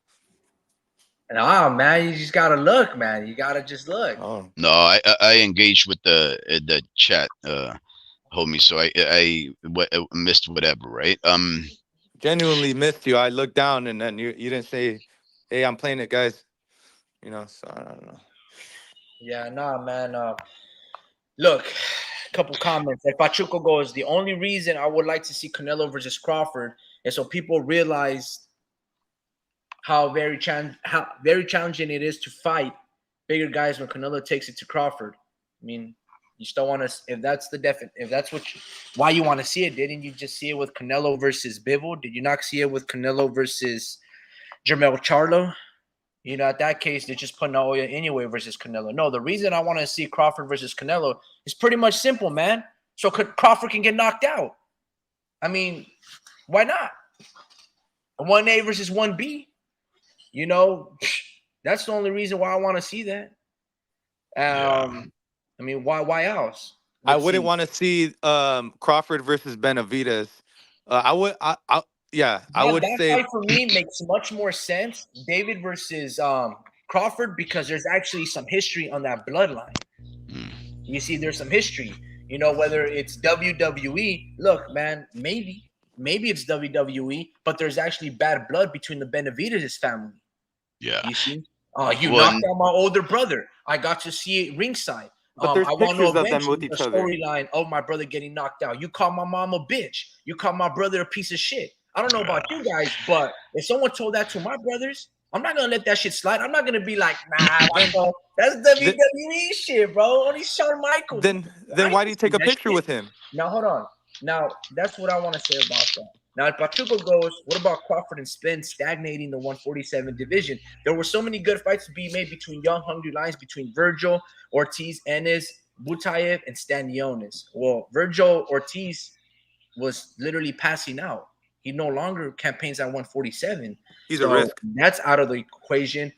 Butayev and Stanionis, they fought one another. And then ever since then, Virgil Ortiz held up the 147 division because he made Stanionis wait for so many times. Stanionis had, a ruptured liver.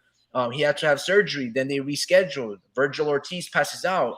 They reschedule. He passes out for a second time of extreme long COVID measure. So those two dudes ruined their fucking momentum. As for Butayev, ever since Stanionis beat Butayev. Butayev hasn't fought since 2021.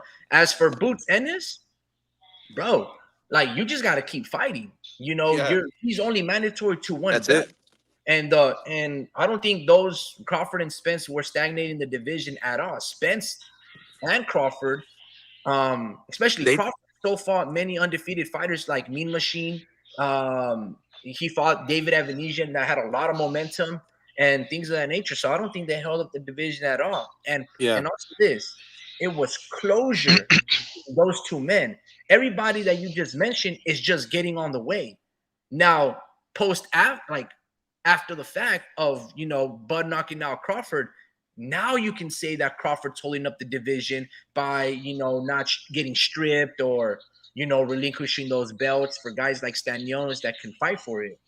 But now you can say, but you can't say that it was stagnant because even then, Errol Spence had all those medical conditions with, detached retina and whatever's going on. So I don't really agree with that statement. Yeah. But Can I ask you something, homie, Ricky? Because you seem to actually entertain the notion. You actually seem to favorably entertain the notion of a Crawford going up to fight David Benavidez because of some historical antecedents.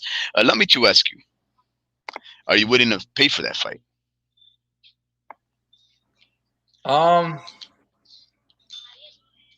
yeah. Okay. You know what? I'm not, because there's no belts there. But you know who has a belt? Canelo. He has 4 belts. And you know who else has had 4 belts in 2 weight divisions before? Terrence Bud Crawford. Wait, but what do you mean there will be no belts on the line? If Bud would concede to move up to 168, No, he would be fighting for Canelo's belt. if Bud was to go up to 168 to fight David Benavidez, right? Because they have some history, you're willing to put money to watch that, even though there's no high stakes aspect to that fight, right? Just because of the history and the shenanigans and the fact that somebody said your mama, right? I am saying I wouldn't pay top dollar for that. But if we're gonna go down that route of thinking that men should skip the line just because of some stuff, well, guess what? Crawford at least brings 2 division undisputed to another undisputed fighter. And the only difference is this: I don't think anybody has David Benavidez as one of the best fighters in the world, but a consensus, and a lot of the consensus really comes from fighters themselves, do say that Terrence Bud Crawford is the greatest fighter in the sport of boxing currently. Yeah. If I am gonna pay Bivol for said any that. kind of fight, Bivol Lomachenko said that. Lomachenko said that. So if I'm gonna pay for a fight that is undeserving, and I think David Benavidez fighting Charlo, where Charlo goes up 3 weight classes that has no belts under for big money, is undeserving of my time and my 2 pence. Then I would say that in that case, then I would rather just entertain the notion of Crawford cutting the line, jumping 3 divisions, and me paying big money to watch an undisputed at 2 weight classes go against undisputed in another weight class. So that, guess what? At least there's belts on the line, right? And guess who says no to that notion? This guy right here. And you too, you say no to this notion? No Say, to the notion. Listen, my son says no to that notion. I don't necessarily need a fighter or a fight that to pay for it if they're not a champion. Tank versus Ryan weren't champions, and guess what? We still paid for it. There's many fights that we paid for that were these guys who weren't champions. We paid David Benavidez versus Caleb Plant. We paid for David Benavidez versus Demetrius Andrade. They weren't champions. So this notion that these guys have to be champions for me to pay a pay-per-view fight, it's absolutely ridiculous. That's not my point, though. And you might be faking the funk, but that's ridiculous too. No, that's not my point. That's not my point. What I'm saying is I'm completely against the notion.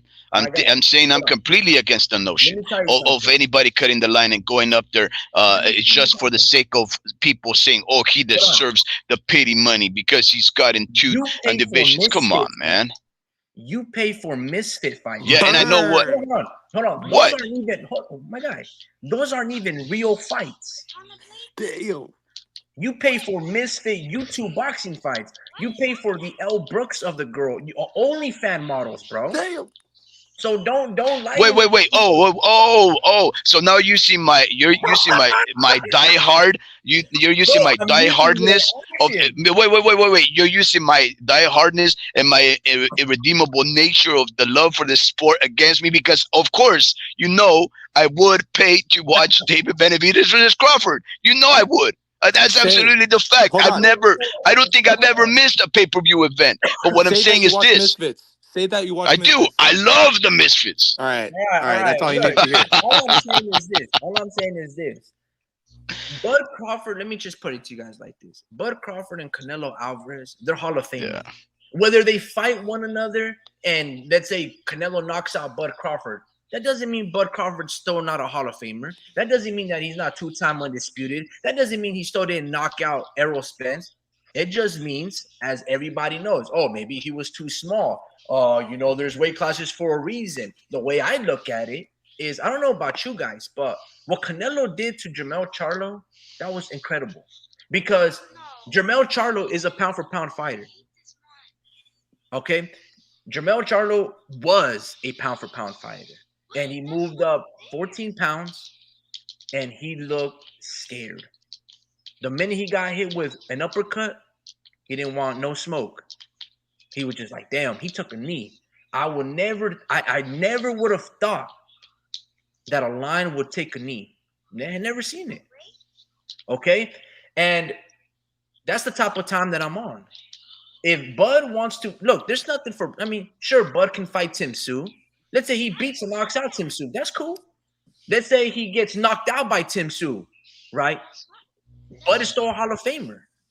But the juice has to be worth the squeeze for these two fighters, for Bud and for Canelo. For Canelo, like, he's got to look at it like, bro, like, there's nothing for him. They're like, look, we can.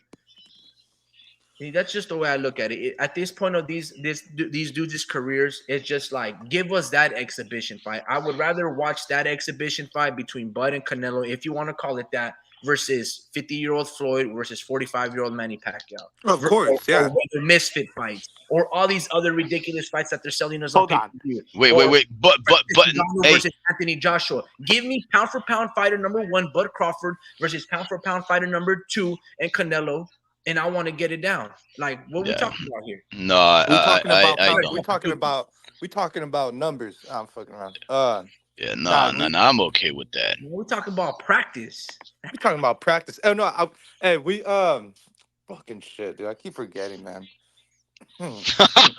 Man, you're younger than I think you're probably the youngest one of us, or maybe I'm mistaken, and you're the one who forgets the most. Remember, I used to have a 5-gallon bucket of gas in my room that I would have huffed listening to punk rock and drum and bass. Come on, Drew, you have no excuse to be shot. No, this is what I was gonna say. I was gonna say I'd rather watch Canelo Crawford than Benavidez Crawford.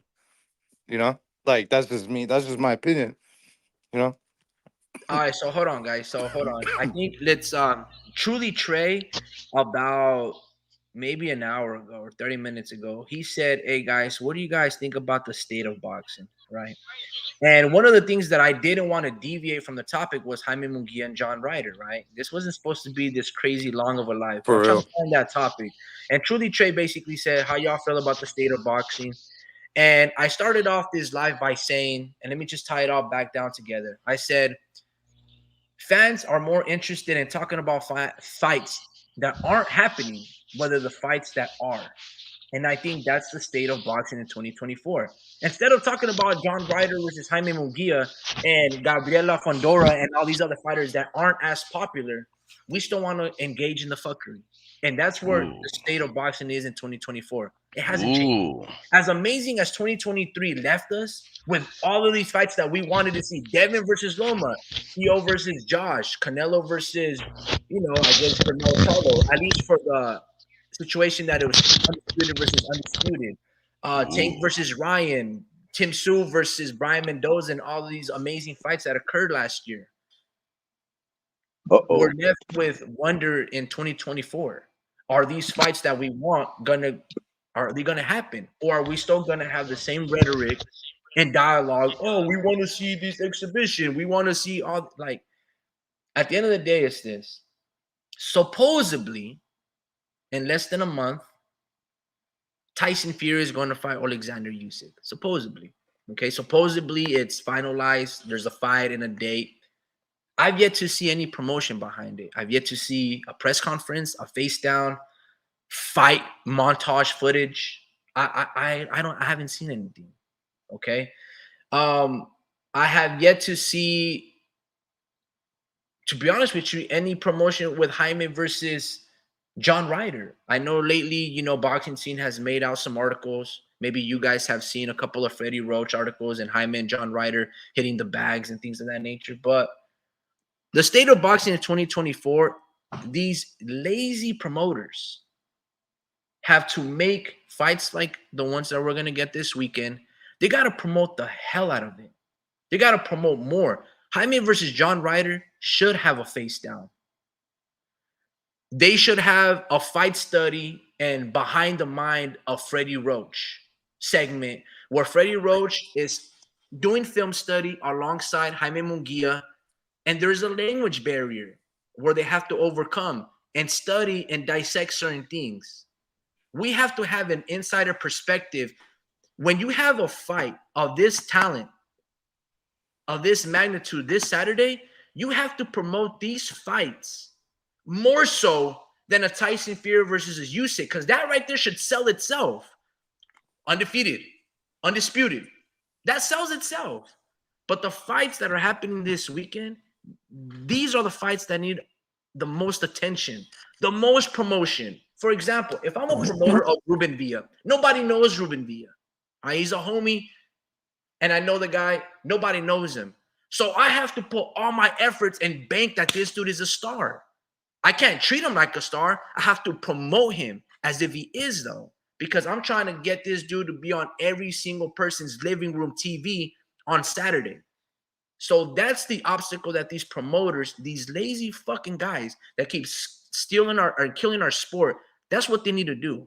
So that's what I wanted to focus earlier on Jaime Munguia, and try to stretch this out as much, even if the narratives don't fit or I don't even believe half the stuff that I'm saying. I just wanted to give these guys a limelight, but we deviated so far from it and talking about the same old nonsense that we've been doing for like the past 20 years. Yeah. But anyway, guys. You said something very interesting, homie Ricky. You said when Trudy Trey asked, what do we think about the state of boxing? And you stated that the state of boxing really is one that has the fans focused and talking about the fights that ain't happening versus the ones that are. The flip side to that idea, right, is that one of the fights that people talked about for the longest of time, which was Errol the Truth Spence Jr. taking on Terrence Bud Crawford, a fight that marinated for nearly 4 years, right? Or if not more. That fight, when it did happen, it made the world of boxing clamor, and it sold some of the most pay-per-views in recent years. 675,000 to count. In the age of piracy and streaming, that fight sold so much.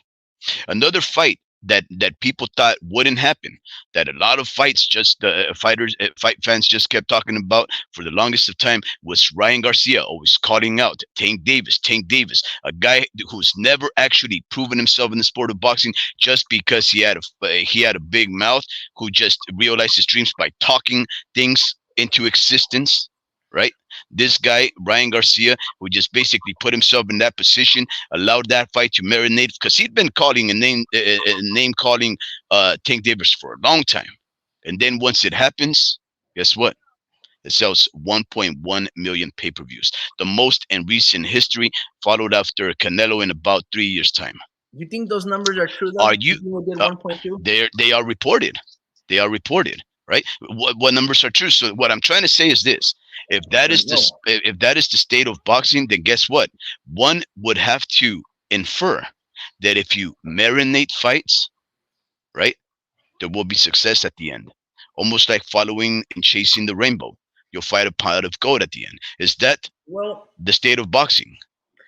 Well, that's the state of boxing when Floyd Mayweather was marinating his Manny Pacquiao fight. That's where that term comes from.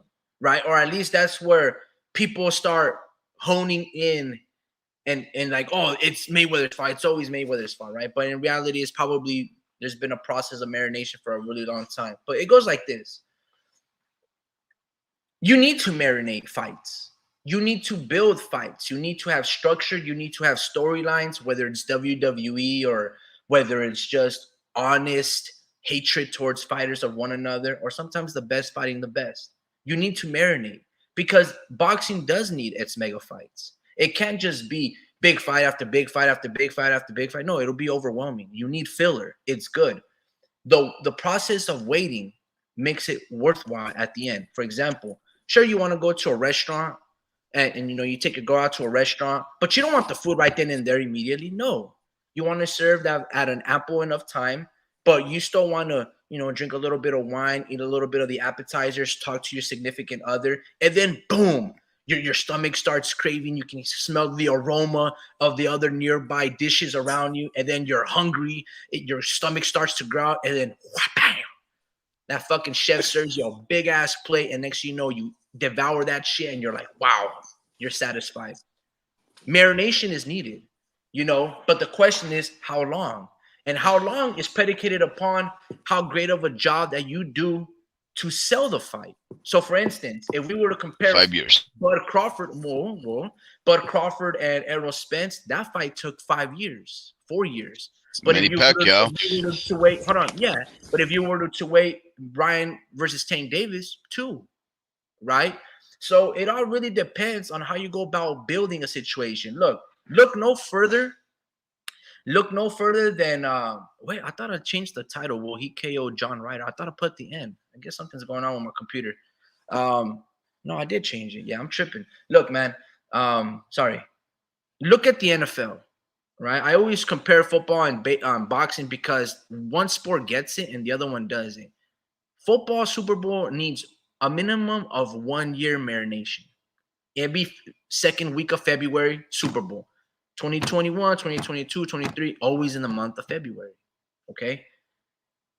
Along the way of 4 to 3.5, 5 months, these narratives start to build and construct, right? Same thing with boxing. Boxing needs its weekend of Super Bowl fights. I don't know if it's the same thing of the weekend of July, of September, Cinco de Mayo, but it needs its Super Bowl a month, a week of just nonstop bangers, a 2-day weekend like WWE SummerSlam, where it's fucking Friday, Saturday, and Sunday, and whoever wins continues. That's what boxing needs. It needs structure. It needs It its needs a Super Bowl. it needs its Super Bowl weekend, and it needs to be looked like this: Canelo versus Benavidez, the main event; Tank versus Ryan, co-main event; Pitbull Cruz versus I don't know, Jojo Diaz. It needs to be stacked from head to toe. So when you go pay 200, I don't know, whatever, however the formula is for the WWE, boxing needs to copy this. It needs to copy all of these fantastic things that allows them to get, I think, like truly Trey or Pachuco said earlier, Netflix paid $5 billion for WWE. Boxing needs that. And the only way you're going to get that, these fucking bum promoters, is by being structured, by being organized. I think this is Not an just by also. simply, yeah, go ahead.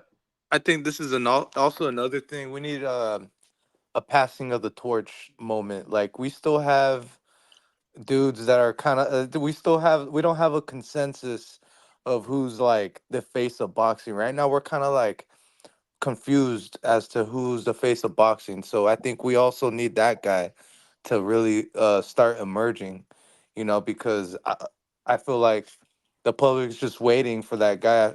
Floyd I was thinking about it. Floyd was that Super Bowl guy. Like it was Yeah. really just his fights. Like and they didn't really have a specific date. It was like whenever he fought, it's literally bringing everyone together. So I think that was really like the Super Bowl moments we had in boxing was through him. And we need that passing of the torch because we need a dude. And I feel like, man, How do we I've get hated that, Drew? what How do we get that? How do we get the Super Bowl, not just one fighter like Floyd? How do we get it to be on a consistent weekend or a month? I think we When we get dudes tune in, like I think we get dudes like hold on, my dog's fucking drinking water. Shut up, dude. fuck, he's snoring and drinking water. Damn it! I think we need dudes like Tank, bro, Maybe he or has sleep Haney. apnea. You ever thought maybe he has sleep apnea? No. He's just old. He's old. But yeah, he let me turn on the camera for you. Yeah, that's him. Yes, yeah. But yeah, anyways, Yeah, that's a big boy right there. yeah, but anyways, What we part need of the someone. world is your icon in, Drew? If you don't mind me asking, sorry about that.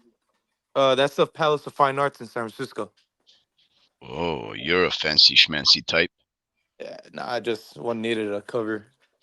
Anyways, yeah, we need a passing of the torch. I think, I really think the public thinks Tank is unbeatable, and I feel like we need to build those resumes up because they need to solidify. They either need to fight each other, Devin and Tank, or yeah, they one of them got to start emerging though, because I think in my opinion, those are like the next guys right there. Crawford, he's too old to be really the face of boxing right now. Like he's he's not like dominating. He's not dominating his own division, which is something Floyd did, you know, No, and no, like he's not don't like blow I that mean he's rough, not. man.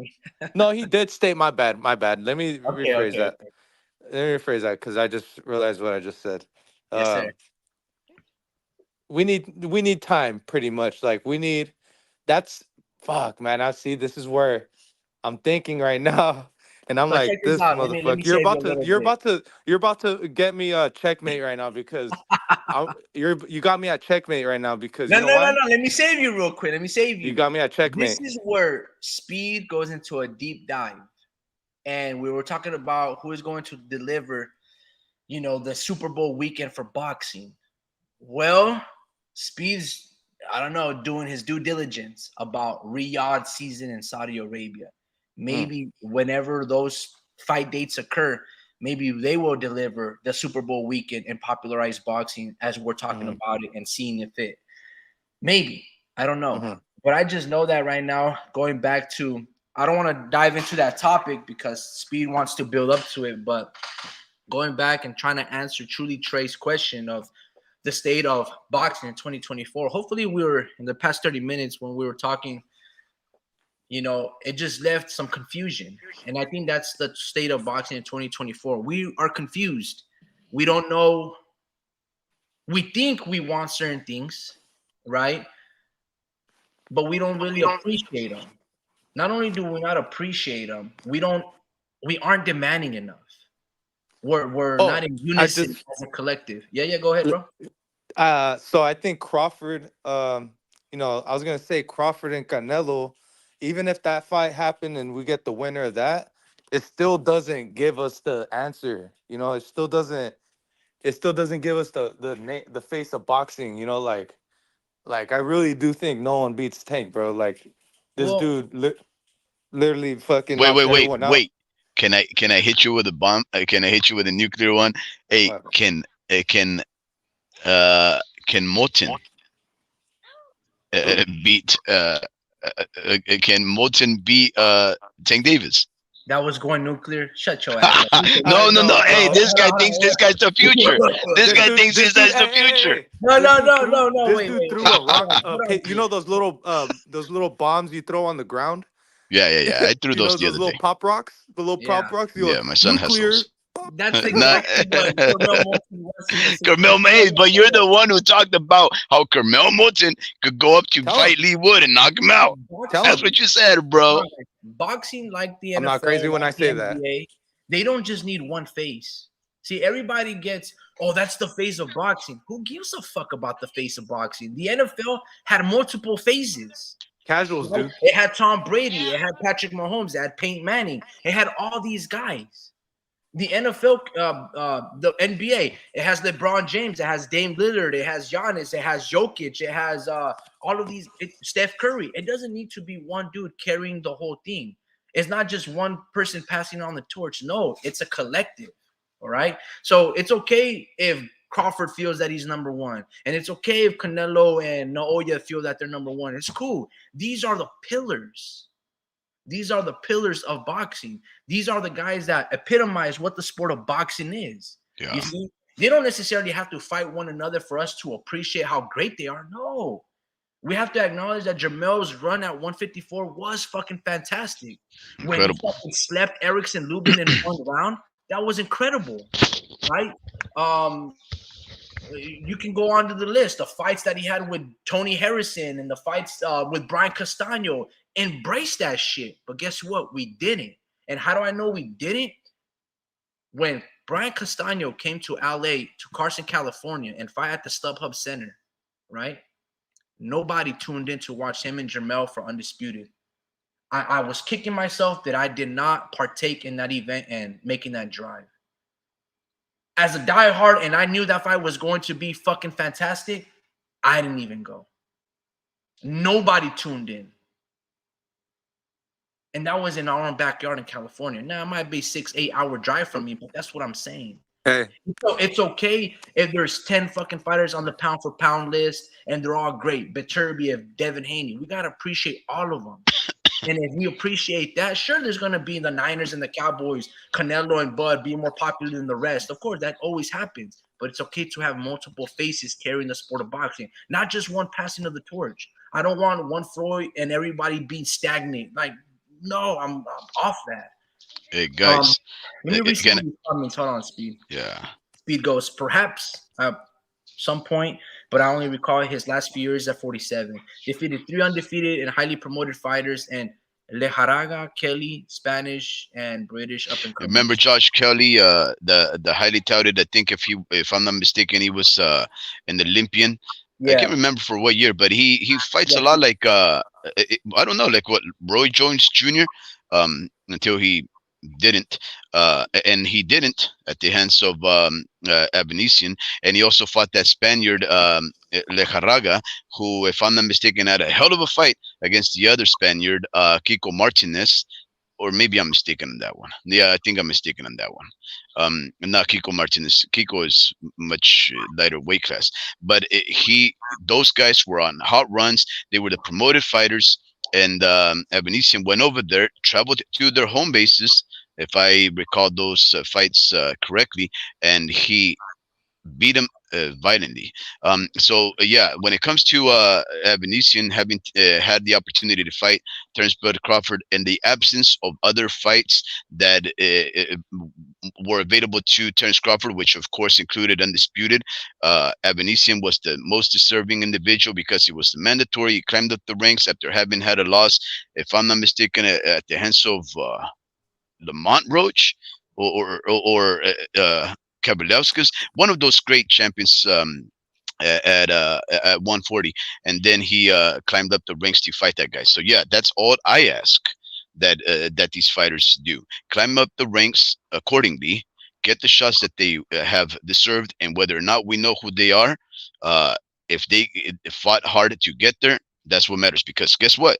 I have family that fights, and I expect, at least in my ignorance, the same kind of justice and fairness that Mr. John Ryder was asking for. hey, what's crazy? Was you named Lamont Roach and and what's his name? Kabalowskis. Oh, okay. I thought you said Hector Luis Garcia. Oh no, the Lejaraga. Lejaraga is Oh, he's a Spaniard. oh, okay. I was like, I I was could about be to, completely wrong, guys. I was about to, yeah, no, I was about to say Lamont Roach beat Luis Garcia. Like Oh, last, yeah, I was like, wait, yeah, yeah. Lamont Roach has got that strap now. Oh, Lamont Roach. Oh no, Yeah. no, no, no. Wait. No, I don't think it's Lamont Roach. I think I meant Lamont Peterson. Oh, okay. Yeah. This was a few years ago. This was like 4 or 5 years ago. When he fought Kabalowskis, because I think Kabalowskis is um. Oh yeah, that's Kabalowskis was a 147. Lamont Peterson was at 147, right? Yeah. Yeah. Okay. Mm. Yeah. See, I still got my wits about me. Um, Drew. So I guess in short, right? I guess in short, uh, you think John Ryder will come out victorious? I think he's primed for a convincing defeat and likely a stoppage, and very likely a retirement fight at the hands of Munguia. Um, do you to answer the question of truly Trey, are you hopeful for the sport of boxing? I guess just answering it simply in short, do you think the sport of boxing will thrive? Is it in a good spot? Is there any hope for it to become better, provide us the fights that we want, or do you think you're not too happy with the sport is? I think I think as long as you have your two hands Mhm. and you can throw it down, there's always going to be the sport of boxing. Like there's Hmm. always going to be um boxing just because it's in our nature. We have fist fights in bars. We have, like, there's fist fights everywhere. So it's like it's in our nature. We all want to find out who's the best at fucking dudes up, Hmm. and we're always gonna be interested in that. Like we always want to see the baddest.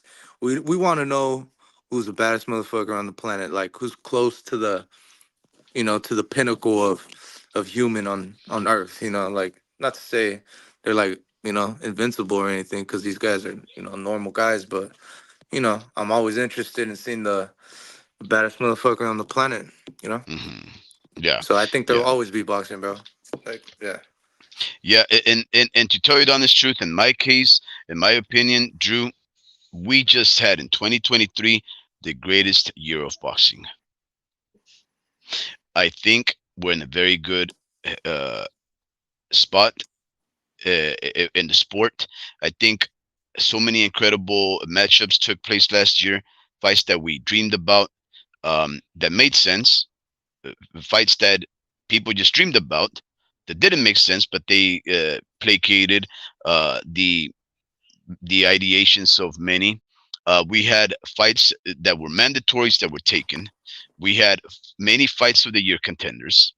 We became introduced to many fighters world over, and we have all these promotions vying for our eyes. I think, in addition to that, if that was not good enough, we have a hero, Turkey Ali Sheikh, who has a whole nation behind him in Saudi Arabia that is interested in promoting the arts and sports to their country and investing in Turkey Ali Sheikh's favorite sport, a sport in boxing that he professes to be a historian. And in fact, he has a whole division of historians that are researching the sport of boxing now in order to familiarize him even more so that once he speaks to the masses in the world at large about the sport and about the fights he wants to see, he can say them because he knows about them or he's researched them or grew up to see those fights. Drew, I think the sport of boxing is gonna only get better, or at least it has the opportunity to get better. But I am Yeah, very excited about where the sport of boxing is in comparison to just a few years ago. bro. Like I remember, because I grew into the sport of boxing through my uncles, and they're like professional fighters, and so I seen them like live their life and shit. But bro, I remember just watching like Danny Garcia and HBO, bro. Like I remember seeing him coming up, and it's like crazy because I'm watching them watch boxing, and I'm like, damn, like I haven't, I don't know anyone else that's like into boxing like this. But these were literally like the heydays, bro, like of boxing. So what I think is going on is, this thing is it comes in waves, bro. Like it'll come in waves, and I think we're only gonna get better uh fights, as we go on, through the years, because shit has to give, bro. With all these networks and shit has to give. And I think with technology and shit, like one thing I imagine as well, like where boxing is going, like where we should go, like everything's going through crypto, right? So I think like video games as well, like they're pending video games that are waiting to come out and shit. So like there's a lot of anticipation for like the fight night and round whatever they're coming out with. Um, like they're waiting on that, and I was just thinking like that's a game. If you can play online with that game, bro, there's people making money on that shit, and people make Mhm. money on that shit. They're like NFTs, bro. Like they're NFTs, and that's gonna be like the future. So like I feel like we got to go into we got to go into technology a little bit more. I think another game would actually propel the game of boxing, bro. Because guess what, dude? I came up like I remember like when I met my uncle that boxed, right? I was like, I want to buy the Fight Night Round 4. So I got it for the Yeah. PSP, and bro, I learned about the boxers, but back in the day through Fight Night. That's how I Wow. that's how I learned all those characters. Like, bro, I have a big I'm such a big fucking Winky Wright fan, cuz that's who I Winky Wright, bro. Like once I found out who that was, I did my research. I'm like, damn, dude, this guy literally had the best fucking turtle shell of all time, like the best defense, bro. Like you weren't going to break his defense, you know. So Winky Wright has always been my biggest fights. Like I tell Rick all the time, like this dude was probably like one of the best middleweights of all time. But bro, that's how I learned about all the characters and shit, you know. And I learned about even training, because when you train them on career mode, it'll ask you, how do you want to train today? Aggressive, intermediate, or you know, like it had levels, and it's just like that in real life. It's just like Yeah. that in real life. Like, dude, when I was in my heyday, at least, bro, I literally told myself, I'm gonna take it easy up until I got to spar. You know, because the coach had us work out, you know, and do a whole like cycle for like an hour, and then spar. It's like, nah, dude, like, why do you want us depleted? You know, so I'll act like I'll work out, and then boom, I'll go hard. And yeah, there's levels, bro. And I just feel like that's gonna really, that game is gonna, like, you know, put a lot of people onto the sport of boxing, you know, because yeah, you like people like there's, you know, you should love the sport, because I mean once you're like professional fighter, like it gets even funner, you know. Like I feel like the more interest it generates, the, you know, the better for the sport. But they definitely got to go into like the blockchain like technology, bro. Like they got to go through that route. I think that's a great idea, bro. And cuz that brought me into the sport, bro. Like I never looked, like, you know, we got like into the sport because of that. But like yeah, bro. I That they should do that fight night round 5 or something. But yeah, man, I think that should be the next step. And then you know, every pay-per-view fight, they should just, you know, advertise that, and just, you know, like they should really have like NFTs or something, bro, like to engage these people. But yeah, no, That's not a bad idea. something has That's to give. actually, yeah, that's a Something has to great give. idea. Yeah, well, that is a very reasonable way of growing the sport. How? Well, through the future, right? Um, through the future fans of the sport. How do you engage the future fan of the sport? Well, the more youthful fans are very much into technology. They're very much into gaming. It is actually not only a lifestyle; it is in some circles even a profession to become a gamer.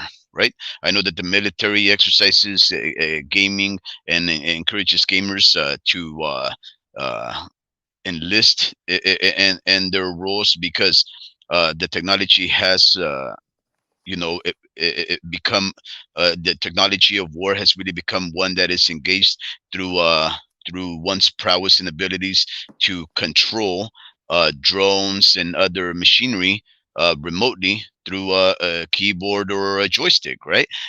So I think you're right.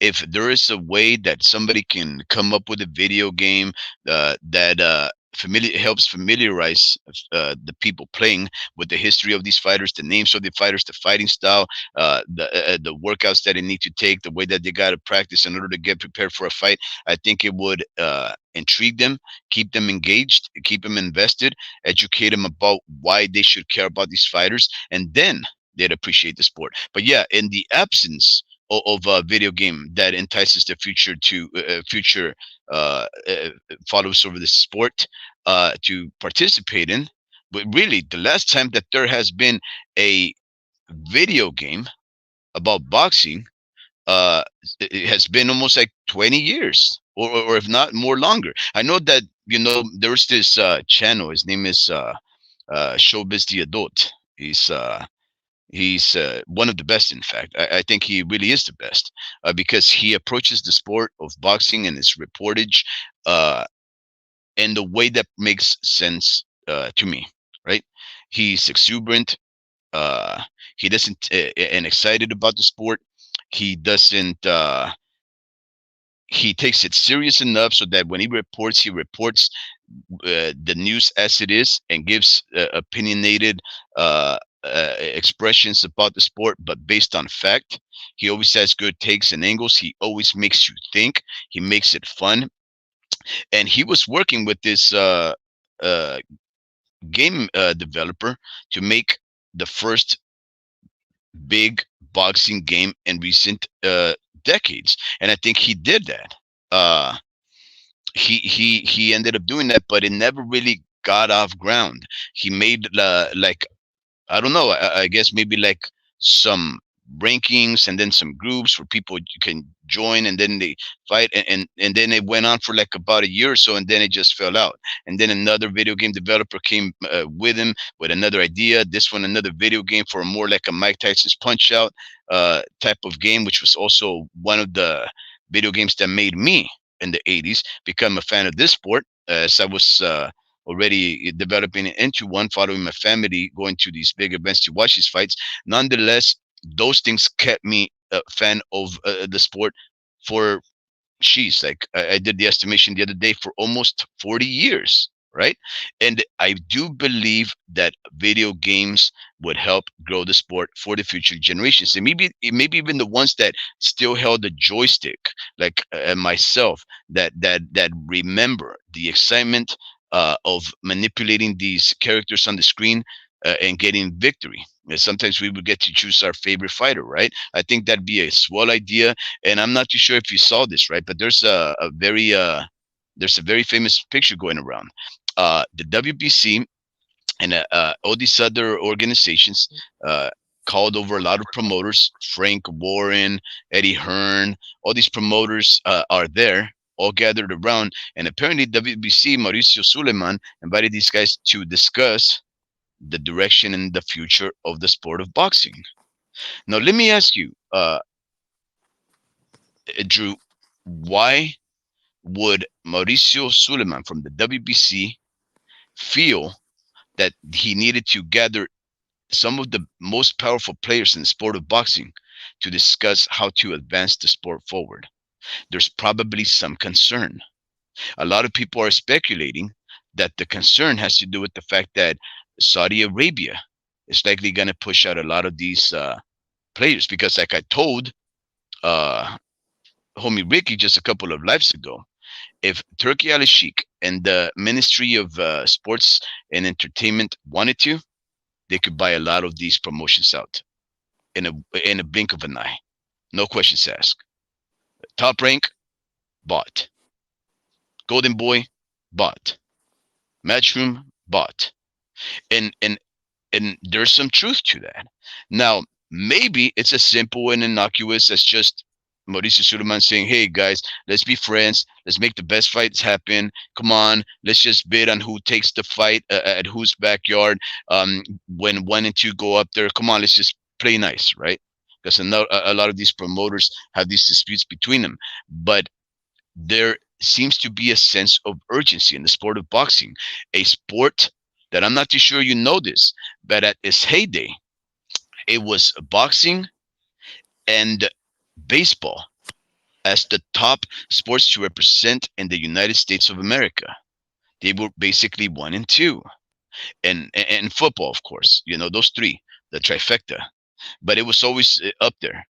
And now, Drew, they took a poll not that long ago, maybe like about a year ago, and they asked a lot of American sports fans, "What are your favorite fighters?" And I lament to report that of those polled and interrogated, they left boxing at the bottom, and it was ranked up there with 1%, with collegiate volleyball and tennis. That's wild. 1% collegiate sports and boxing in the same rank of appreciation in America, right? Maybe that helps explain why all those fights last year took place. An urgency that the sport needs to change in order for it to survive. And now we have a player that has deep pockets trying to fit in. And I don't know, Drew. Maybe that's a good thing. Maybe that's a bad thing. And I'm working on a deep dive, and I know that I wanted to do a deep dive on John Ryder versus Jaime Munguia, and transition that into Dimitri Bivol versus Canelo Alvarez, and what has been going on with those guys and their back and forth. But homie Ricky didn't find no value in that. But maybe I'll get to do a deep dive on the Saudi Arabian involvement in the sport, what it entails. It's a very interesting history. I've done a lot of research so far, and it's only getting better. It's very significant. I'm trying to still uh, organize my Do thoughts on what it you means, but I think it's a good thing. do you believe Turkey Al Sheikh is really going through health issues? And I haven't done my research to the T at all, actually.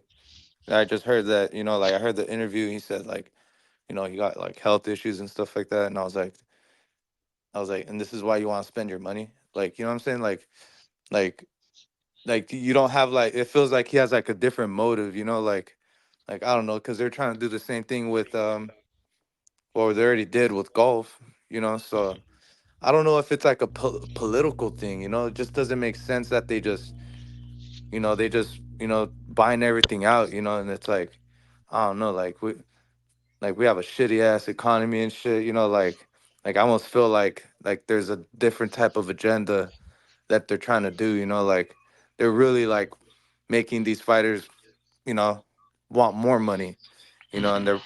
they're making these fighters like pricing Hmm. themselves out and stuff like that. So, I mean, I'm not sure if that's like the case yet, but I mean, if you paying the fighter this much, I mean, obviously they're gonna, go where the money's going, So, I think in a Yeah. sense, it's also for the consumer, for us, it's good, like to watch these fights, because it's like, like we get to finally see even matches, like now we get to see, you know, like some O's get to go, Hmm. and Hmm.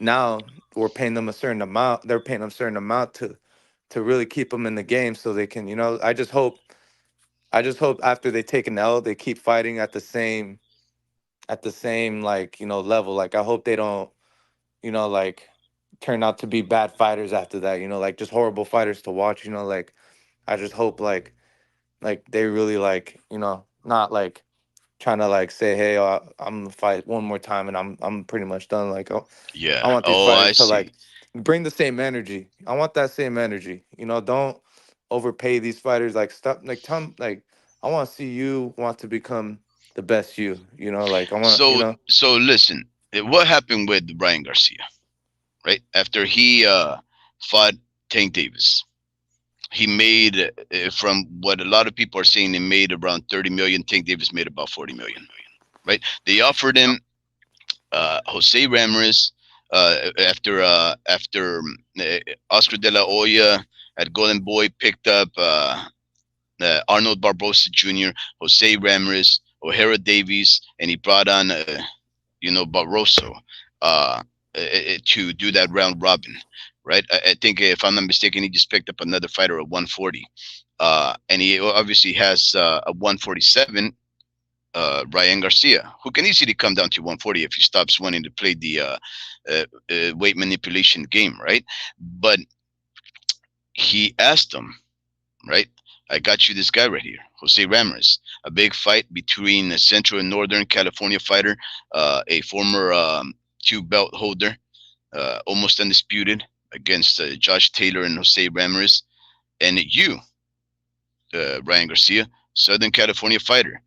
And Jose Ramirez was interviewed in the fighter's voice very eagerly. He says, "Man, look, the reason why I moved to Golden Boy is because, well, my career started to become stagnant at top rank, and these are the kind of fighters that Golden Boy told me that are possible.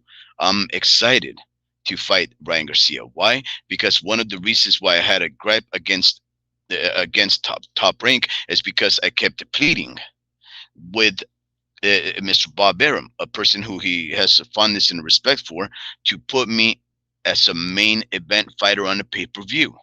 He just wanted to say that he had a pay-per-view under his belt, because pay-per-view indicates that you are a fighter that has enough respect and a following that people would pay an incentive to watch you. Whether those are nominal numbers, like as low as See, 60,000, as Terence Crawford made, or as many as 1.1, as Ryan Garcia helped see, sell. Brian's different though, because he's actually getting paid without the belt. So Yeah, he's actually hard to like negotiate with as far as like the Saudis. Imagine trying to like pay him a certain amount. He's like, I'm already getting that amount. What you do? Like, get your money up. yeah, Unless they, you know, so yeah. unless they But like overpay that. what happened with Brian is that he turned down that fight. Right? He turned down that fight. Why? Because, like you said, he's already making that money. He don't need to actually take a hard fight. He don't Hmm. need to entertain actually fighting for a belt, because guess what? He just proved that you don't need belts in order to make money. All you have to do is marinate fights, call out a fighter for a long time, and pull the wool over the hardcore and especially the casual fans, and they'll pay, right? And he knows that. So what happens when a fighter is hungry, but yet they get fed? Once they're fed, their hunger is no longer there. In the case of Ryan Garcia, he's never really been hungry, right? He's never really wanted to be a champion. He's never moved like it. He's always just wanted one guy, once and for all, and that was Tank Davis. He got it. Now, guess what? He doesn't need to do anything in the sport, because he never cared about doing anything in the sport. Now, put that concept, put that idea in any other fighter's career, right? Let's just say, I don't know, David Benavides, who I actually believe he wants to be a champion. He's been a champion before, right? But you promise him that he'll take on a big fight that will pay him $40 million, right? And Turkey Ali Sheik can promise those kind of fights because he's got that type of money. Once they get those fights, Drew, it's gonna be hard to wake up for them and say, "Oh man, I got to go back to fighting for $1 million against a no name," right? So Turkey Ali Sheikh, Saudi Arabia's involvement can actually be a good thing, right? Because it can incentivize some fights to actually take place, but it can also destroy careers because the fighters don't want it, because they found a happy medium where they're like, okay, I'm content and I can never take a pay cut, right? They might just only want to fight for Turkey Ali Sheikh. As far as answering your question about Turkey Ali Sheikh's health woes, he discussing him. Well, listen, I haven't delved into that side of the story yet, right? Because I'm trying to understand more what the catalyst was for Saudi Arabia becoming involved Mm. in the sport. First off, right? So it's obviously, like I stated, it's an attempt at modernize the country and become updated with the current going ons, and technology and social media engagement that obviously places like TikTok, Instagram, and everything is now becoming part of their society over there in Saudi Arabia. So they're just trying to catch up with the time so they can keep these people happy and content, and feeling that they're not missing out on anything when they're one of the most powerful, wealthiest nations in the world. It would be lamentable, regrettable, to say that one of the greatest most powerful nations in the world has some of the most boring, unhappy citizens. So he understands that he has to provide for society. I tell you, Drew, the more I'm researching this, this is going to be one of the most interesting stories that I'm working up on myself. I haven't even touched on Turki Ali Sheikh as an individual himself. I'm just talking about just the catalyst for Saudi Arabia's involvement in their modernization. And man, just that part is very intriguing.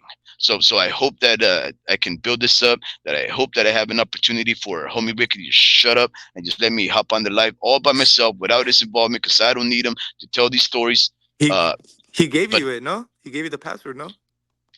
no, he did not.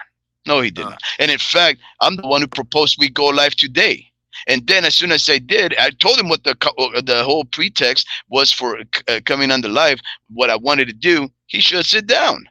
So he's like, "Oh, you talk like that. You get to the man. Who cares? You weren't even gonna do nothing. I'm the one who told you let me cook." But anyways, it's gonna be a good one. And thank you for letting me know that Turkey Ali Sheik sadly has some health concerns. I hope that they're not too serious, because I like Pachuco stated right now. El Pachuco stated, he goes, uh, he said, for the sake of the sport, I hope so also. No, he says, I hope you're right regarding what I was saying about Turkey Ali Sheik and being good for the sport, and how 2013 was the greatest sport of boxing in my estimation. And he hopes that for the sake of the sport, and I agree with him, that the sport is going in a good direction, right? And going on to read a couple of these things, truly Trey agrees with you, Drew, and he states, likewise, Knockout Kings put me on Fight Night round 2. El Pachuco states that Winky Wright was underrated. His fight against Fernando Vargas was good, and I bet that Mr. Vince Vargas would agree. He's a big fan of the Vargas family, and not just because his last name is Vargas. If Pachuco goes on in states making evenly matched fights like Pro Box will revive interest in boxing, including the best fighting the best. I absolutely agree. Pro Box is the best product out there for the sport of boxing. It's only $2 a month. In fact, you don't even have to pay those $2 a month. You can just hop on Pro Box's YouTube channels in English and Spanish and just follow there for free. But if you do have $2 for less than a cup of large coffee over there at 7-Eleven, you can sponsor them and allow them to grow, to provide us better fights. This year, by the way, Pro Box has signed a couple of former PBC fighters, notable names like Angelo Leo. I think he had signed with them and fought for them last year. They just picked up another fighter. I'm hard pressed right now to remember the name. But hopefully it'll come to me one of these days. Truly Trey states Jermaine Taylor versus Pernell Whitaker were my guys. Thanks to Fight Night. Had me start my amateur career shortly after I got my first Fight Night round 2 on my birthday. That's an awesome gift, Truly Trey. Oh yeah, that's right. Undisputed is the name of that boxing game. It still hasn't come out. Oh man, I guess I must have been watching some beta play then. And the Fight Night Champion was the last major boxing console that came out about 10 years ago. Okay. El Pachuco, always the funny guy. He states Tony Weeks is the greatest referee of all time. Psych. And Drew is promising our listeners that the next meme that will come out tomorrow is going to be LOL, and Ricky wants us to go to sleep because we suck. I guess we suck. Drew, do you think we suck? No, I think we're just. No, we're good. I'm just Look, tired. let me ask you something. You see Jaime Munguia, he's my icon, right, for the night? Hmm. Do you see him right there on the screen? Yep. In black and white. Okay, let me ask you something. Oh, This I is just remembered the story. Go ahead. okay. Do you? Okay, you tell me the story. Oh, no, I think because I remember we went to the at the Jaime Munguia fight Hmm. against Elam Smith at the Hmm. Hard Rock Casino. Hmm. We were going. I'm not sure if you remember this, Rick. Comment if you do, but remember we went down the elevator, and then we seen a bunch of Team Munguia shirts, and we asked them, we're like, "Oh, you guys family? You guys related to him?" He goes, "Yeah, I'm his cousin." And I was like, "Oh shit, what's up, bro?" And then, do you remember that, Rick? Comment when you do. But I remember that shit, and I was like, "Oh, like I remember." I'm just seeing him comment. He said, "I said you suck, speed." That's funny. But yeah, man, we ran into his cousins and shit. But they all kind of look like him. It was funny. But yeah, I'll never forget that because we seen each other multiple times throughout the night and shit, and we just said, "What's up? Oh, hey, it's you," like, because it's like it was like we seen multiple people multiple times, like I seen Tio, we talked to Tio for like 45 minutes, and then we seen him again, and then we seen Rolly, like we ran into hella people like multiple times, so And, it's not like it wasn't like a big ass event. So um, yeah, I'll never forget that moment. I just remember that. But yeah, go ahead, man. My bad. I just had to tell that story and shit. Yeah, no, I wasn't gonna do anything special. I was just gonna try and wrap up the live tonight. I mean, we can Yeah, go let's start on, sleep. Drew. I mean, listen, we've gone No, on no, for no. Let's just exactly 4 hours, 1 minute, and shy of 30 seconds. All right. not So, me, not me. not you. Because Yeah, me, you don't have that kind of energy, buddy. no, no, no, no. I meant But like not. I came in late. yeah, no.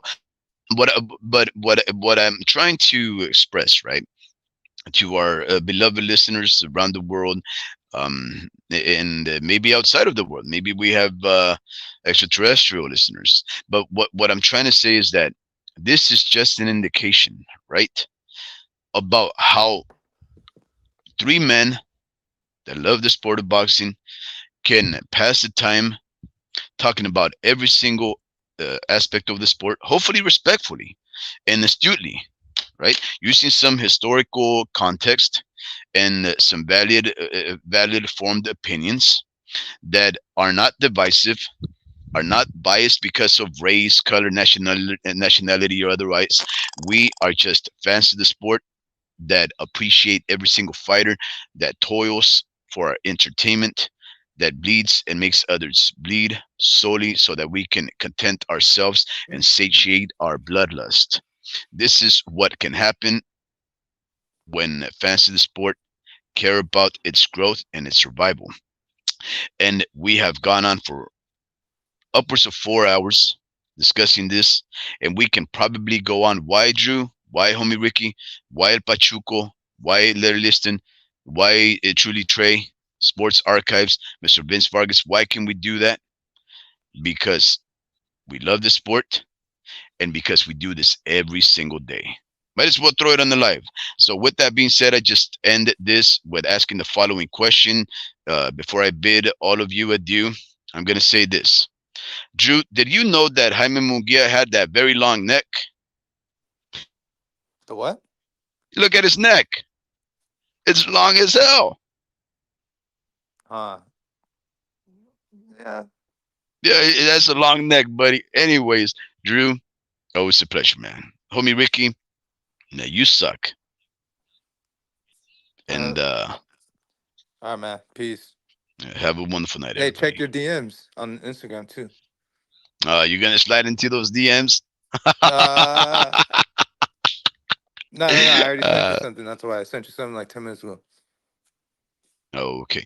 All right. No. Well, good even fall and good night to all of our listeners. Until All next right, time. peace.